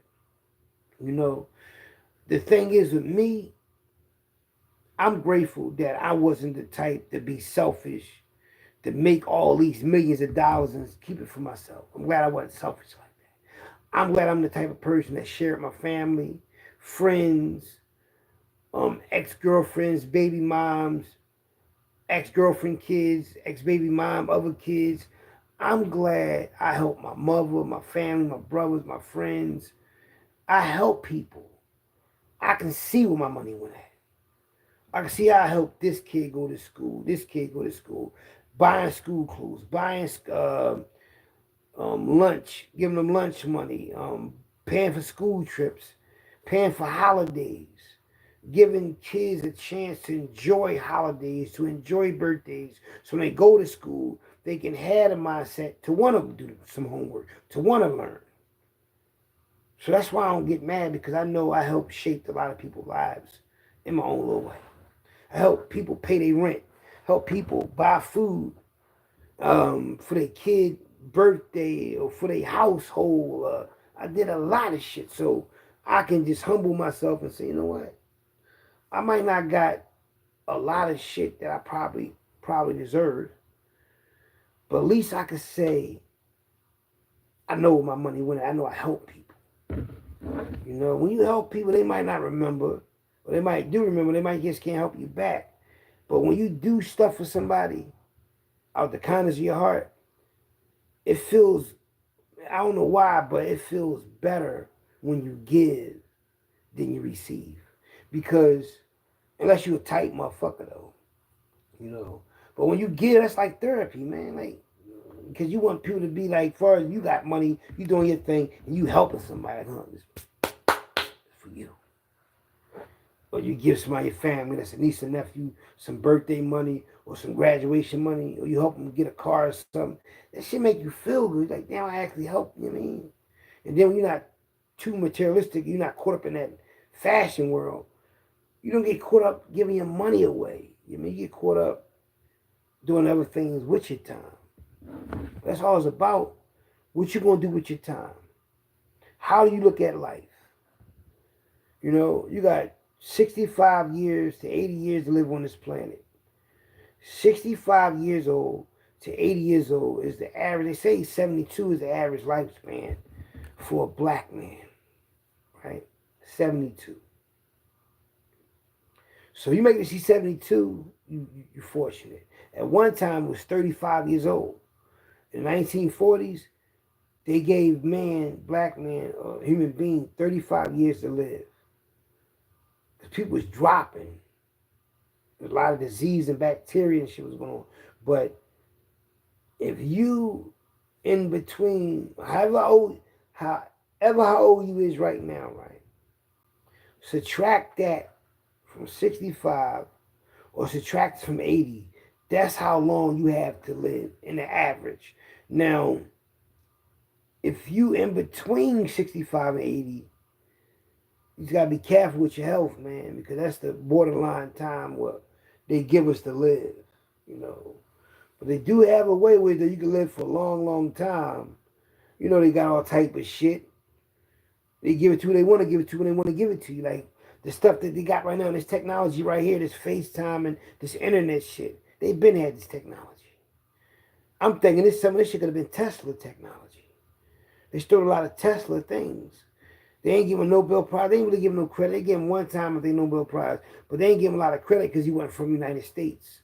And back then, they was real geographical from where you was from. My thing is, if human beings are really from the same species, then why everybody geographical? Because he's from another country.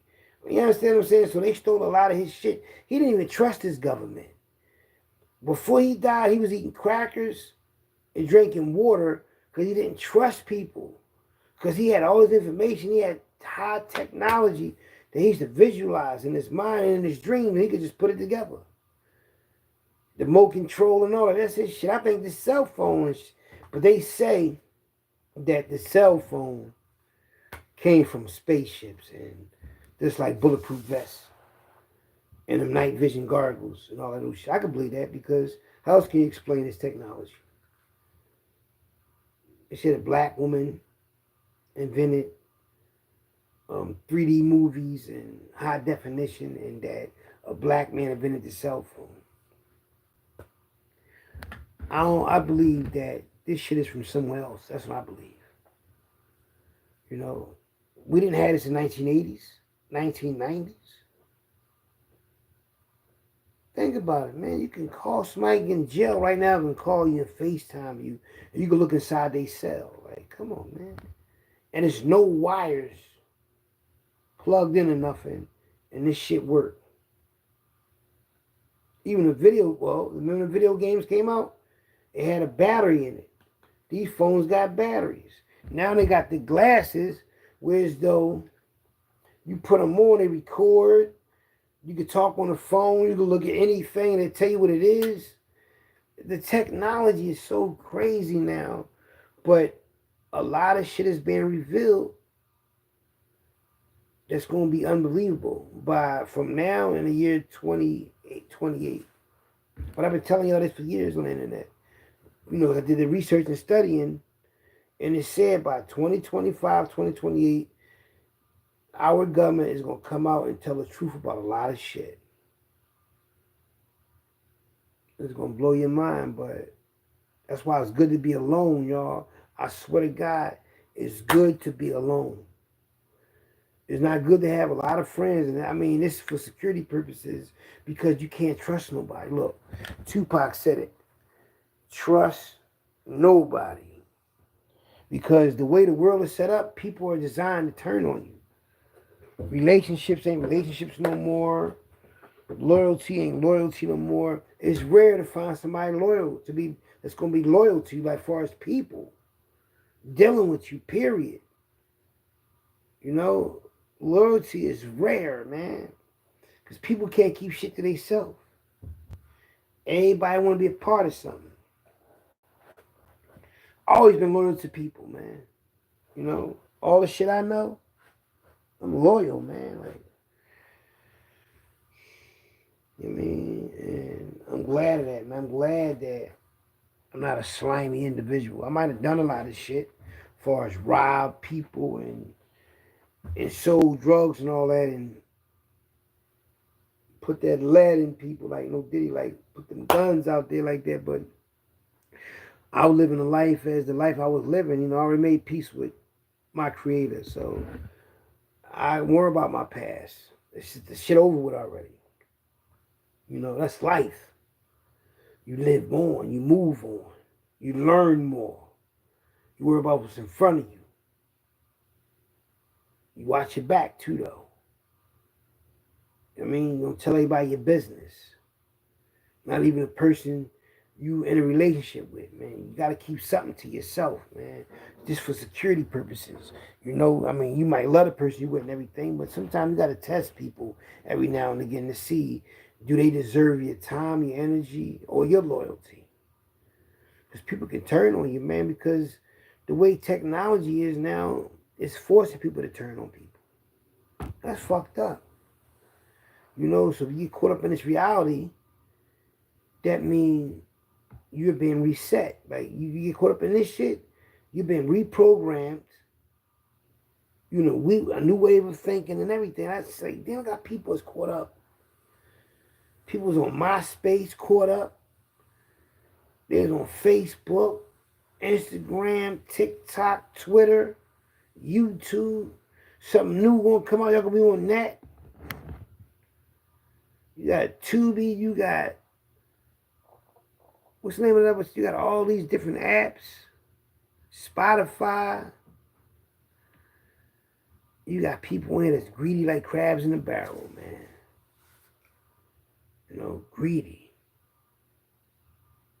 And I don't want to be like that, man. I just want to be an individual that speak my little, you know, talk my little ones and twos, throw some jewels in there, bring up the past, give you something to think about, open up your mind, take you back in the day and let you know how they was moving.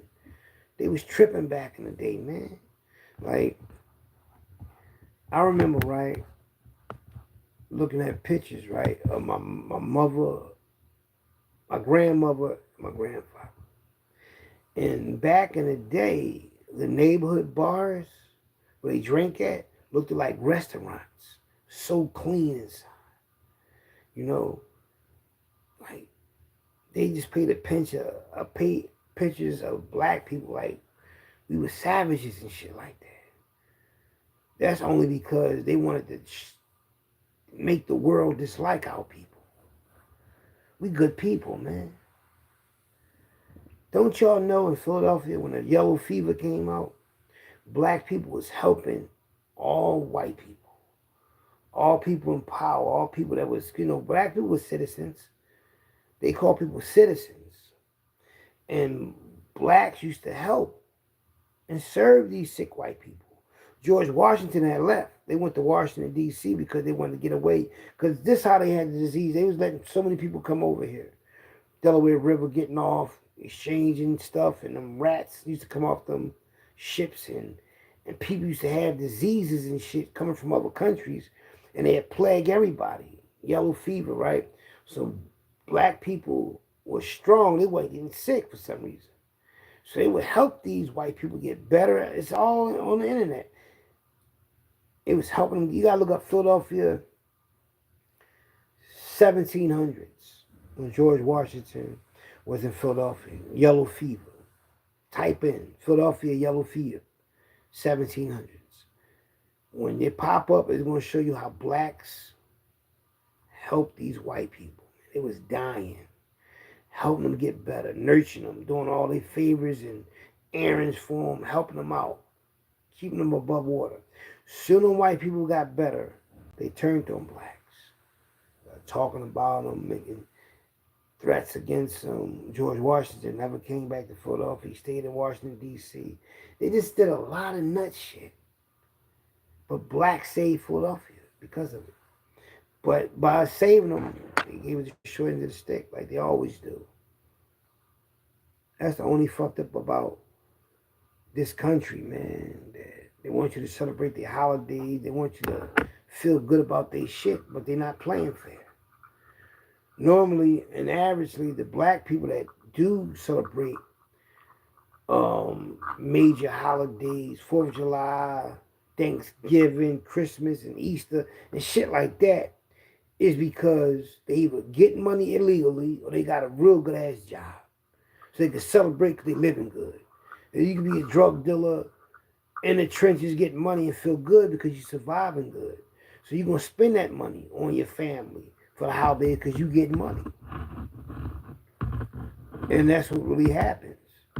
Black people spend that money, you know, we know how to get it. You know, and one day we're going to wake up and be running shit again. Because they dying off, man. They had they run under the sun, man. That shit fucking killing them, man. They're not even producing kids like Puerto Ricans and blacks and Dominicans produce kids. You know, the average black woman at one time was having 3 to 5 kids, 3 to 6 kids. And white woman was having 1 or 2 kids. That's it. 1 or 2 kids, when the black woman was having 3 to 5 baby daddies, right? And they were looking down on them for having kids, not knowing the more kids you got, the more bigger your tribe is. The bigger your tribe in numbers, the more you can conquer. So by black people multiplying, it's a good thing for our race, but not for other races. So that's why they, made a big thing about abortions. But when white people started aborting their babies, they said, damn, we don't want white people to abort it. We didn't do that. We did that for blacks to abort their babies. So what they did was they put a fee in front of it. We're going to charge so much money to abort a baby. And this is when the white women say, oh, I'm not paying to kill my baby. So that's what they were saying, they ain't killing their baby. I mean, that's what they were saying, they're not going to kill a baby because they don't want to pay to do it. That's the only way white women stop from having abortions, was because of that. But a lot of them secretly have them because, believe it or not, and a lot of y'all don't know this, but I'm about to tell y'all something. It's programmed in the white people not to want to deal with their kids, especially wealthy white people. This is why wealthy white people have nannies, babysitters, and housemaids, is because even back in the slavery days, you seen what? Who the wet nurse? The black woman is the one letting the white baby suck on the titty for the milk, right? And nurturing the baby, take care of the baby, babysitting the baby, washing the baby, change them shitty diapers. White people don't want to have time to deal with that. They don't want to start having kids till they 40 and shit like that. They don't want to deal with the kid. And that's why these kids be going crazy and killing the whole family and killing people in school and all that and blanking out because they don't want to deal with their kids. See, black people, we deal with our kids. That's why the neighborhood's the way they are, because we get along. White people can't tolerate their kids because it's going to fuck up they think in their future. They don't want to wash up. They don't want to clean and do dishes and cook. They work hard so they ain't got to do it. They didn't do anything to stay on top, too. But black people know, and Puerto Ricans know, that family is the wealth. But white people don't look at it that way. Their kids are a liability to them. That's why they put them in their own apartments and everything. And they pay their rent and everything. They don't want to deal with that shit no more. See, a white woman have a baby by a white man if the white man is a breadwinner. She's not just going to have a baby by just anybody. She don't want to be stuck with that responsibility, a kid. I'm stuck with this kid. No. They'll find a man that got some money that's white, and they'll stay with him because of the financial situation.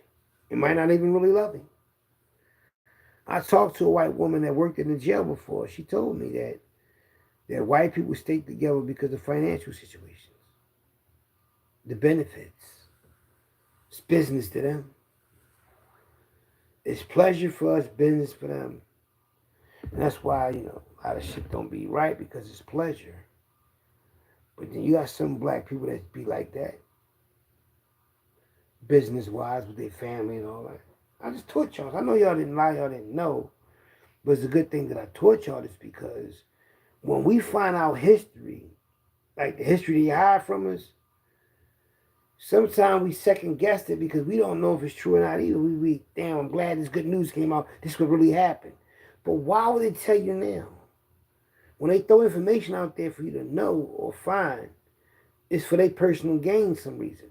Because when that type of history come out, they don't want you to never know if it's the truth. They don't want you to go by it. Like, they don't want you to, live by it. So when they tell us that, is it a lie? Or did they throw the truth out there just so we can have mixed feelings and stay angry? Yeah. Tell them the truth so they can be angry. So they said they presented the truth to us, and then they corrected they wrong. They give us the truth without correcting the wrong. That's the fucking dagger right there. Tell them the truth, and we ain't gonna give them shit. Let them get mad so we can lock them up.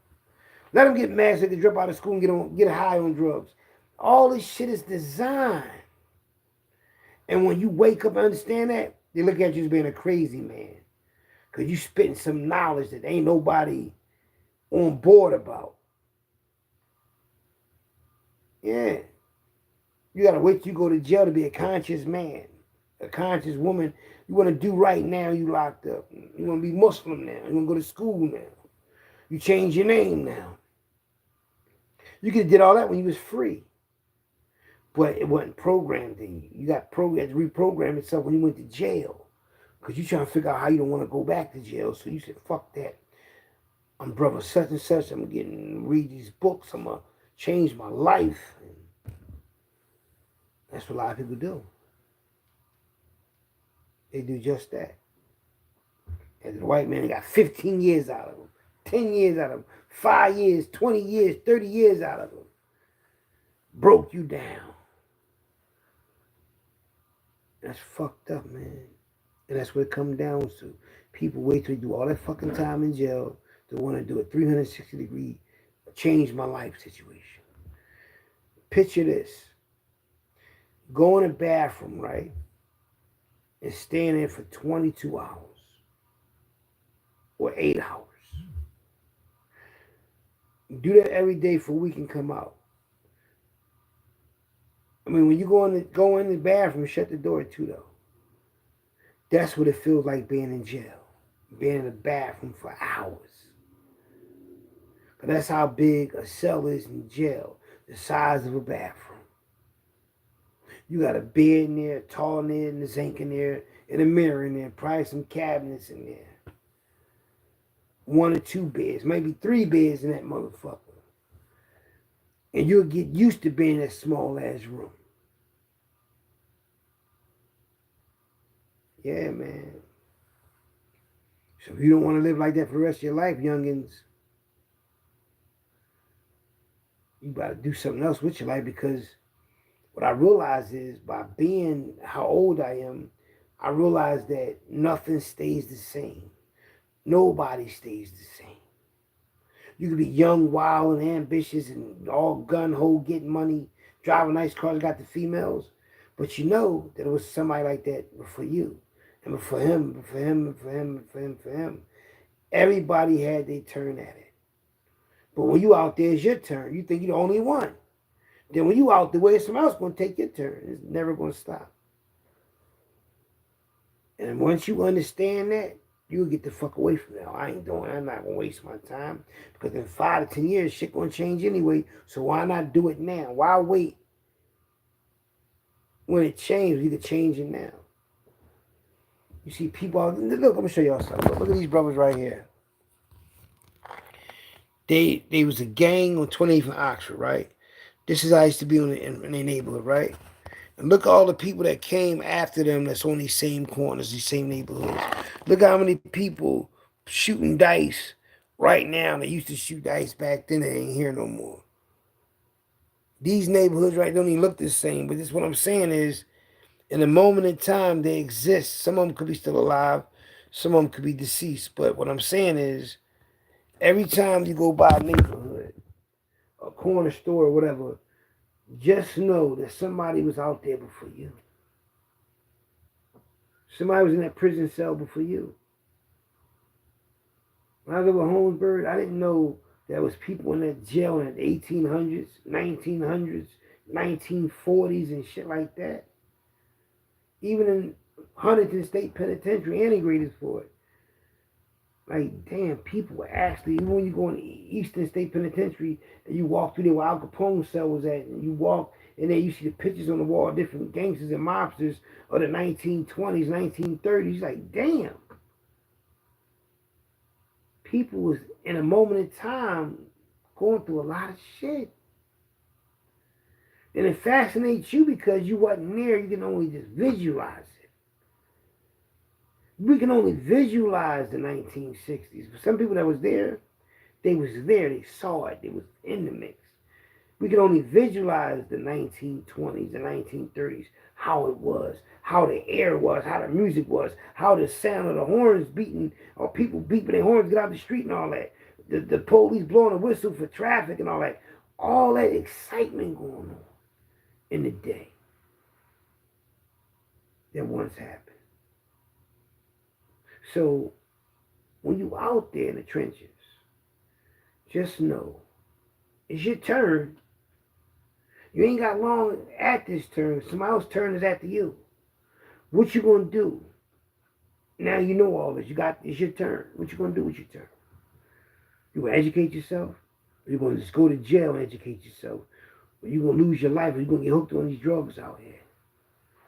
You gotta do something with yourself, man. Don't be a part of no gang. Because everybody that's part of a gang, the one that's older, they might get together. A lot of them might still go see their homies, their comrades in jail and all that. But they hanging on, they old now, 80 years old, 70-something years old. Some of them 90-something years old. A lot of them in old folks' home. Them boys old. And they still believe what they believe in. They was unified. There was unity. There was unity. They was united. And all they got is memories now, man. You don't see none of them out there standing on their old corners, man. And they would have died for that neighborhood. They would have died for that hood. And they can't go out there and rep it right now. And they the ones pioneered that shit. Young boys look at them like they crazy. And they could never visualize somebody young like they once was, tell them to get the fuck off the corner. You imagine that? Remember them kids, like last year, they got locked up for unaliving that older guy on 21st and Cecily Moore, and they said he was one of the guys participating in the strike when Cecily Moore went on strike. And Rizzo came down there, they thought they unalived that pregnant woman. He was out there fighting for the cause. Now he's old. These are babies, elementary, junior high school kids, jumping on this man, unaliving him, right in his own neighborhood. That's so diabolical, man, on so many different levels. And it was females that got locked up. How can a female have that much so anger her at a young age and she ain't even seen life yet?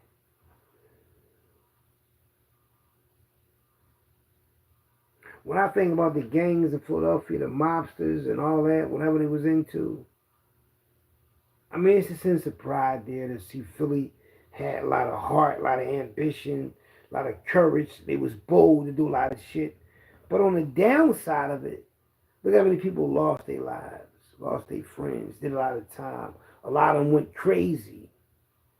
They were slipping Mickeys and people's shit and all that. Like the LSD was a lot of people was hallucinating and all that. There was a lot of shit that went fucked up back then too, though.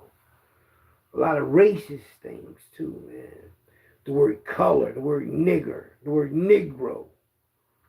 I was so fucking mad when I seen my grandmom's ID, my mother's mother, my grandmother. On her ID, it say Negro. And she worked at Einstein Hospital.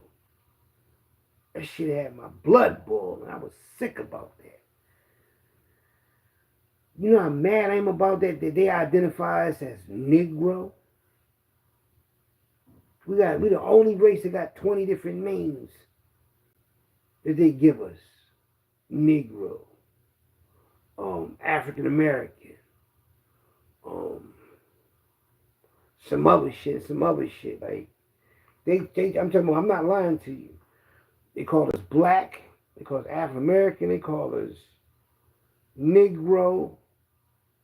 Of course they call us nigger, but they call us Negro. I think the reason why they call us nigger, because that is like evil, nigger, right? But it's crazy. But we turn around and take the ER and put the A at the end and we call gangster nigga. That's my nigga.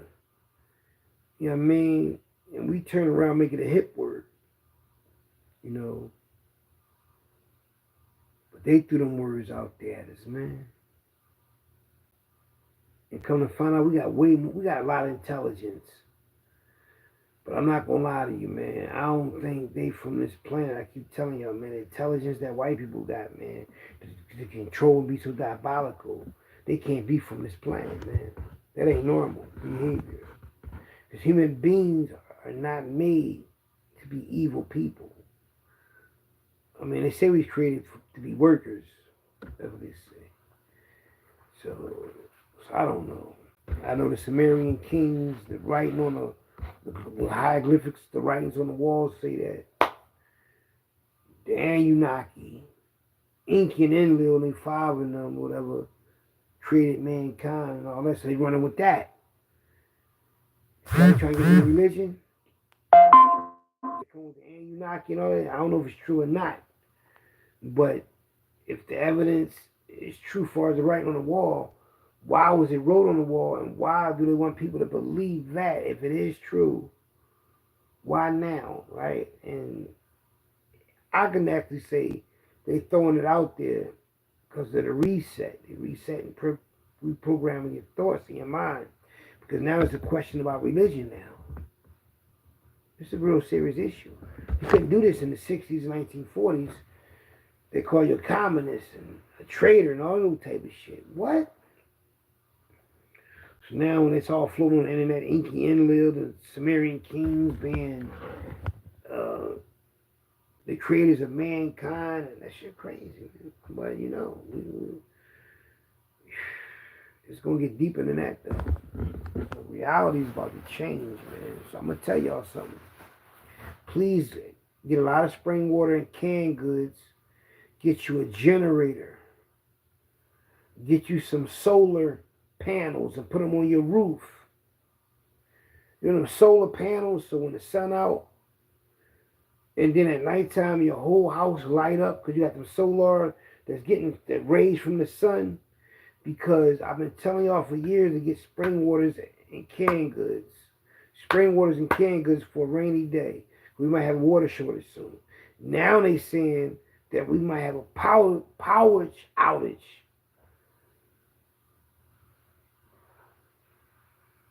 Soon. So if you can afford it, if you got the means, save up some money and buy you a generator. Because one day is going to come when the power go out.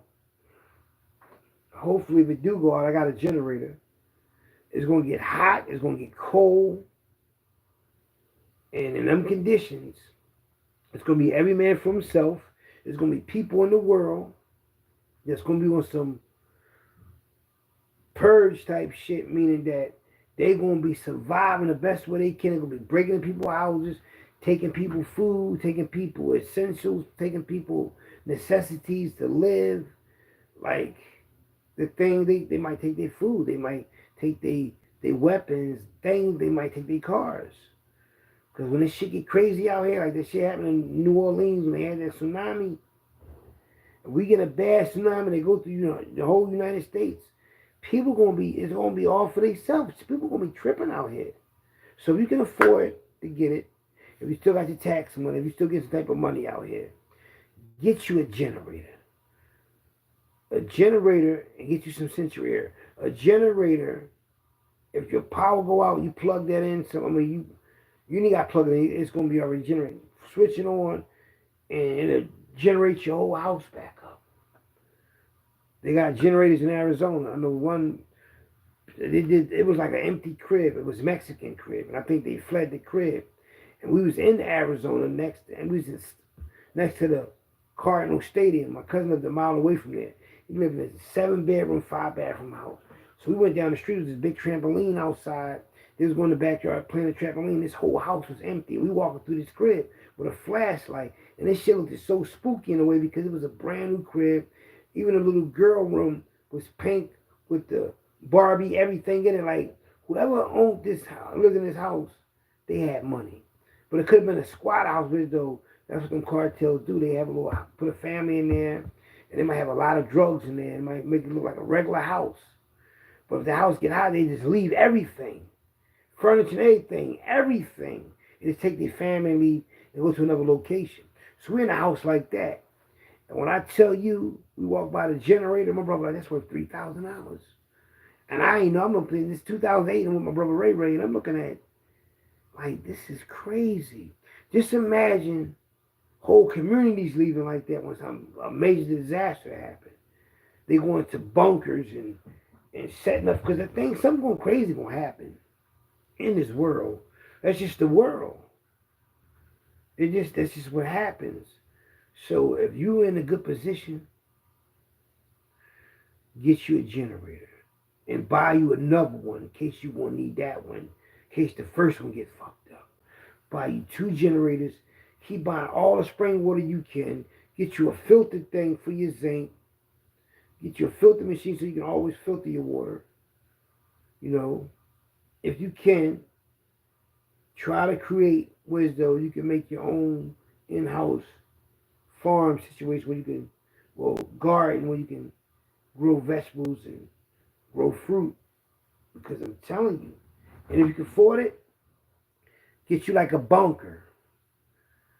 You know what I mean? If you got a basement or backyard, get you a shed and get you like a fake floor, but it could be dug a deep hole and get you a bunker made down there. If you can afford to do it. So they buying him and all this dumb shit. Cause that's what Elon Musk did. He built a fucking fortress under his house. Because he know one day electric gonna go out, people gonna go crazy, people gonna go to... Listen, it's gonna get pandemonium out this bitch, man. So if you can afford it, step your game up. Get your generator, spring water, canned goods. And canned goods is worth... They last a long time. And canned goods, you get vegetarian beans. The green canned vegetarian beans. You get fruit cocktail, the fruit in the cans. Peaches, pears, vegetables, mixed vegetables. Get canned fruit. Get them canned goods, man. And the spring waters. And you ain't going to go wrong. And get batteries and flashlights. Just imagine if all the power go out, right? It's going to be cold. It's going to be hot. In the summertime, it's going to be burned up hot. You ain't got no central air. Your generator ain't working. It's going to be super cold in the wintertime. If ain't no power on. No heat, no nothing. I know how I feel to be in a cold house. And how I feel to be in a hot room. But the money you got extra money. You got money put up. Start buying these things. And you be like, oh, it'll be a waste of money. No, get a warranty on it. Get insurance on it. You understand what I'm saying? Because let me tell you something. It's not a bad investment. Because if you buy them generators, right, and you put them up, right, and say you never use them, but you pass them down to another family member because they might use them. They might need them.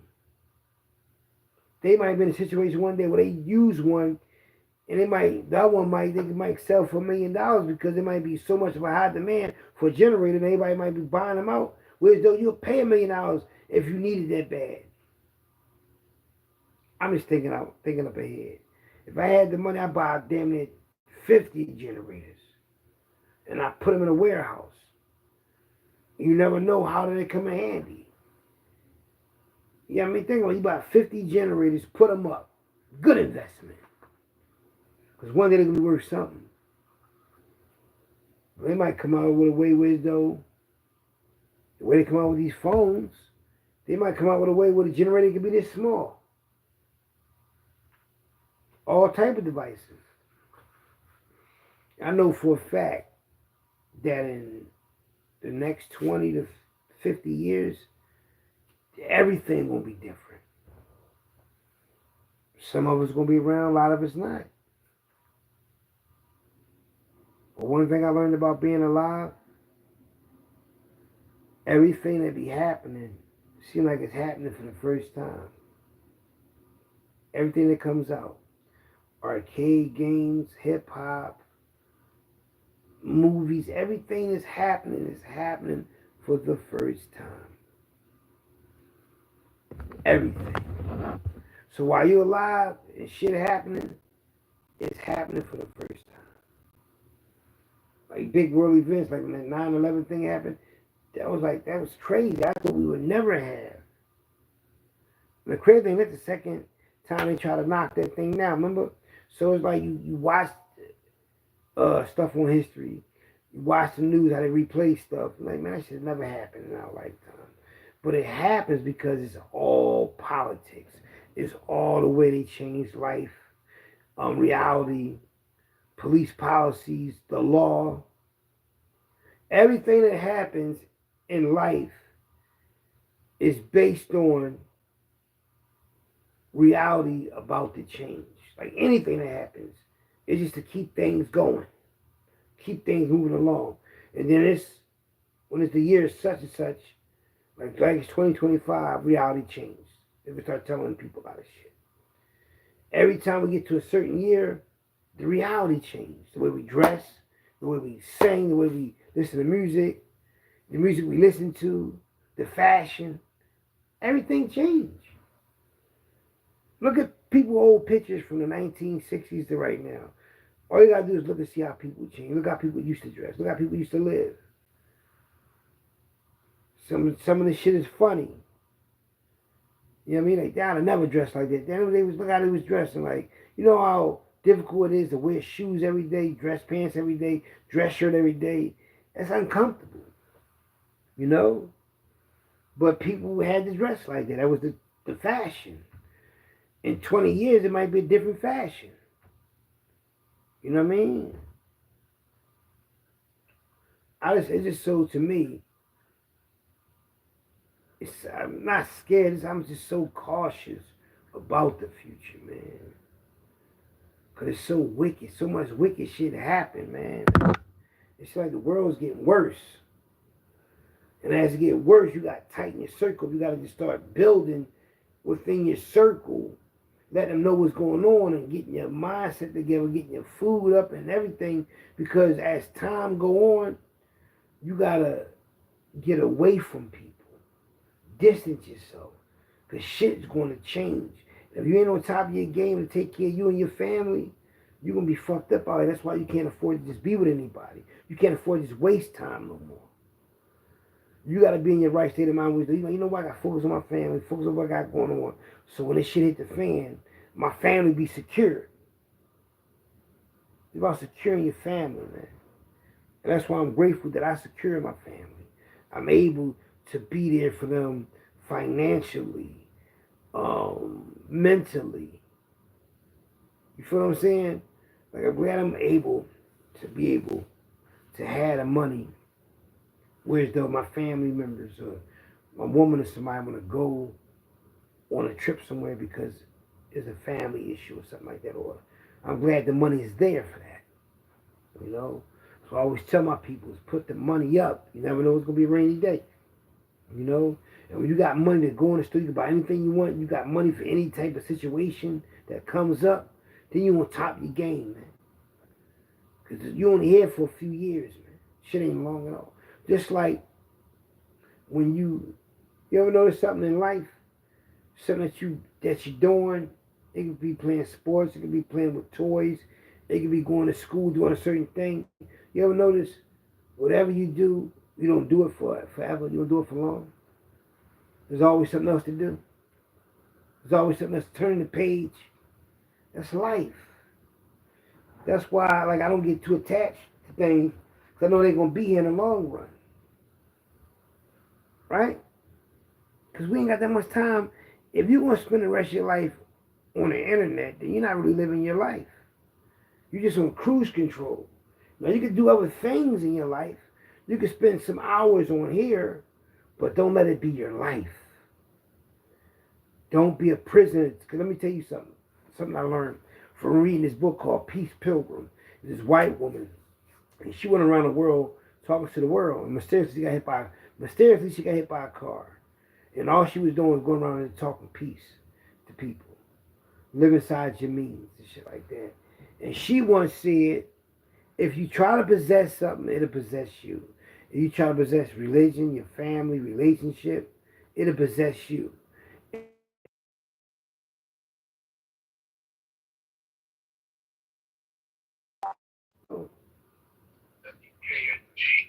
Hey, bro.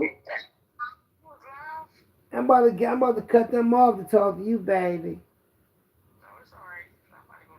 I'm about to call you in 2 minutes. I'm about to hang this up, alright? Just stay there for a minute. I'm about to call you, alright? Alright, I love you. I'm glad I could talk to y'all. I'm glad I can freestyle for y'all and just break shit down because I'm going to tell you something. I love my people. I'm talking about mankind, human beings. Not just my own kind, people, period. And I know people don't know a lot of information. A lot of information been covered up, altered, fabricated, and everything just to deceive, just to keep you in the mindset you in. But if you try to let something possess you, if you try to possess something, it'll possess you. If you try to possess this internet thing and try to grab a hold of it and make money and all that, get caught up in this shit, making videos talking about people get caught all up in this shit, that shit gonna possess you. And you're gonna be trapped in the matrix. And you're gonna be so caught up in it, so emotional, you're gonna invest your emotions in it. All because you chasing money. You that hamster on the fucking hamster wheel chasing that carrot and you just going around in a circle. And that's with anything. Relationships, religion, that shit will possess you if you try to possess it. I'm cool. I'm not trying to possess anything. I'm just like a tourist coming to a vacation city just looking, observing. I might talk my little ones and twos, spit my little Jews, talk about the past, and that's it. I ain't trying to get rich. I don't want all the shit that these people want because that shit is a disease of the mind to pollute your mind, to have you fucked up, man. Look how many people out here fucked up now because trying to stay famous, becoming trolls, becoming somebody not, all because they know everything changed. They want to be the most famous person on this thing, not me. I gracefully bow and do something else with my life and my time because that means more to me than anything. My peace, my years I got left on this earth, my peace of mind, my quietness, my space. No, not gonna take that from me. Look how many people in Hollywood went crazy, got hooked on drugs and died. The girl from The Wizard of Oz that played Dorothy, John Belushi the comedian, Elvis Presley, Natalie Cole. One of us, Natalie Cole, she got hooked on drugs, I think. Like a lot of people hooked on Wendy Houston. Like people just old dirty bastard. Like it's crazy, man. A lot of people we know. You know, Marvin Gaye. They said when Marvin Gaye father shot him, he punched his father. When he was dying in his brother's arm, you know what Marvin Gaye said to his brother while he was dying? He said, because, you know, he was going through a lot. He was using drugs, heroin. He was going through a lot, probably needing that shit. And I don't know, but he said he did it, punched his father and all that because he didn't have the heart to kill himself because he gave his father that gun a few months ago. He said if he knew his pushed his father to the limit, his father would do it. And he said he just wanted to end his life. He just wanted his dad to do it because he ain't had the heart to do it. That's crazy. We don't even want to live no more. That's how much something can possess you. I don't want nothing that bad where it turns on you. Your mind will turn on you. Your mind will turn on you, man. Like, I done seen people lose their mind because that. You ever see somebody always mad, always argue, always be snapping, always in some drama? That's a sign, an early stage of you about to lose your mind one day. Yeah. Your brain can't take all that pressure, all that stress. The vessels start to bust and all that. Motorsport. These the motorsport joints. Pumas, you know. I had the Puma shirt on today to match it though. But you know, took him off and say, no, we ain't gonna do that. Well, just the shirt right here, I think this shit right here, I think this was a Puma shirt. Match the sneakers. I gotta buy me some Puma sweatpants. That's what I gotta do. I ain't gonna like, you know what I mean, front on Puma. Puma was around when we was young boys, man. Puma still got a little name. When I think about Pumas, I think about working out and shit like that. I don't think about it being no fashion type thing though. You know, like, you know, I don't know. You got a lot of shit, a lot of clothes, different variety of things. I don't know.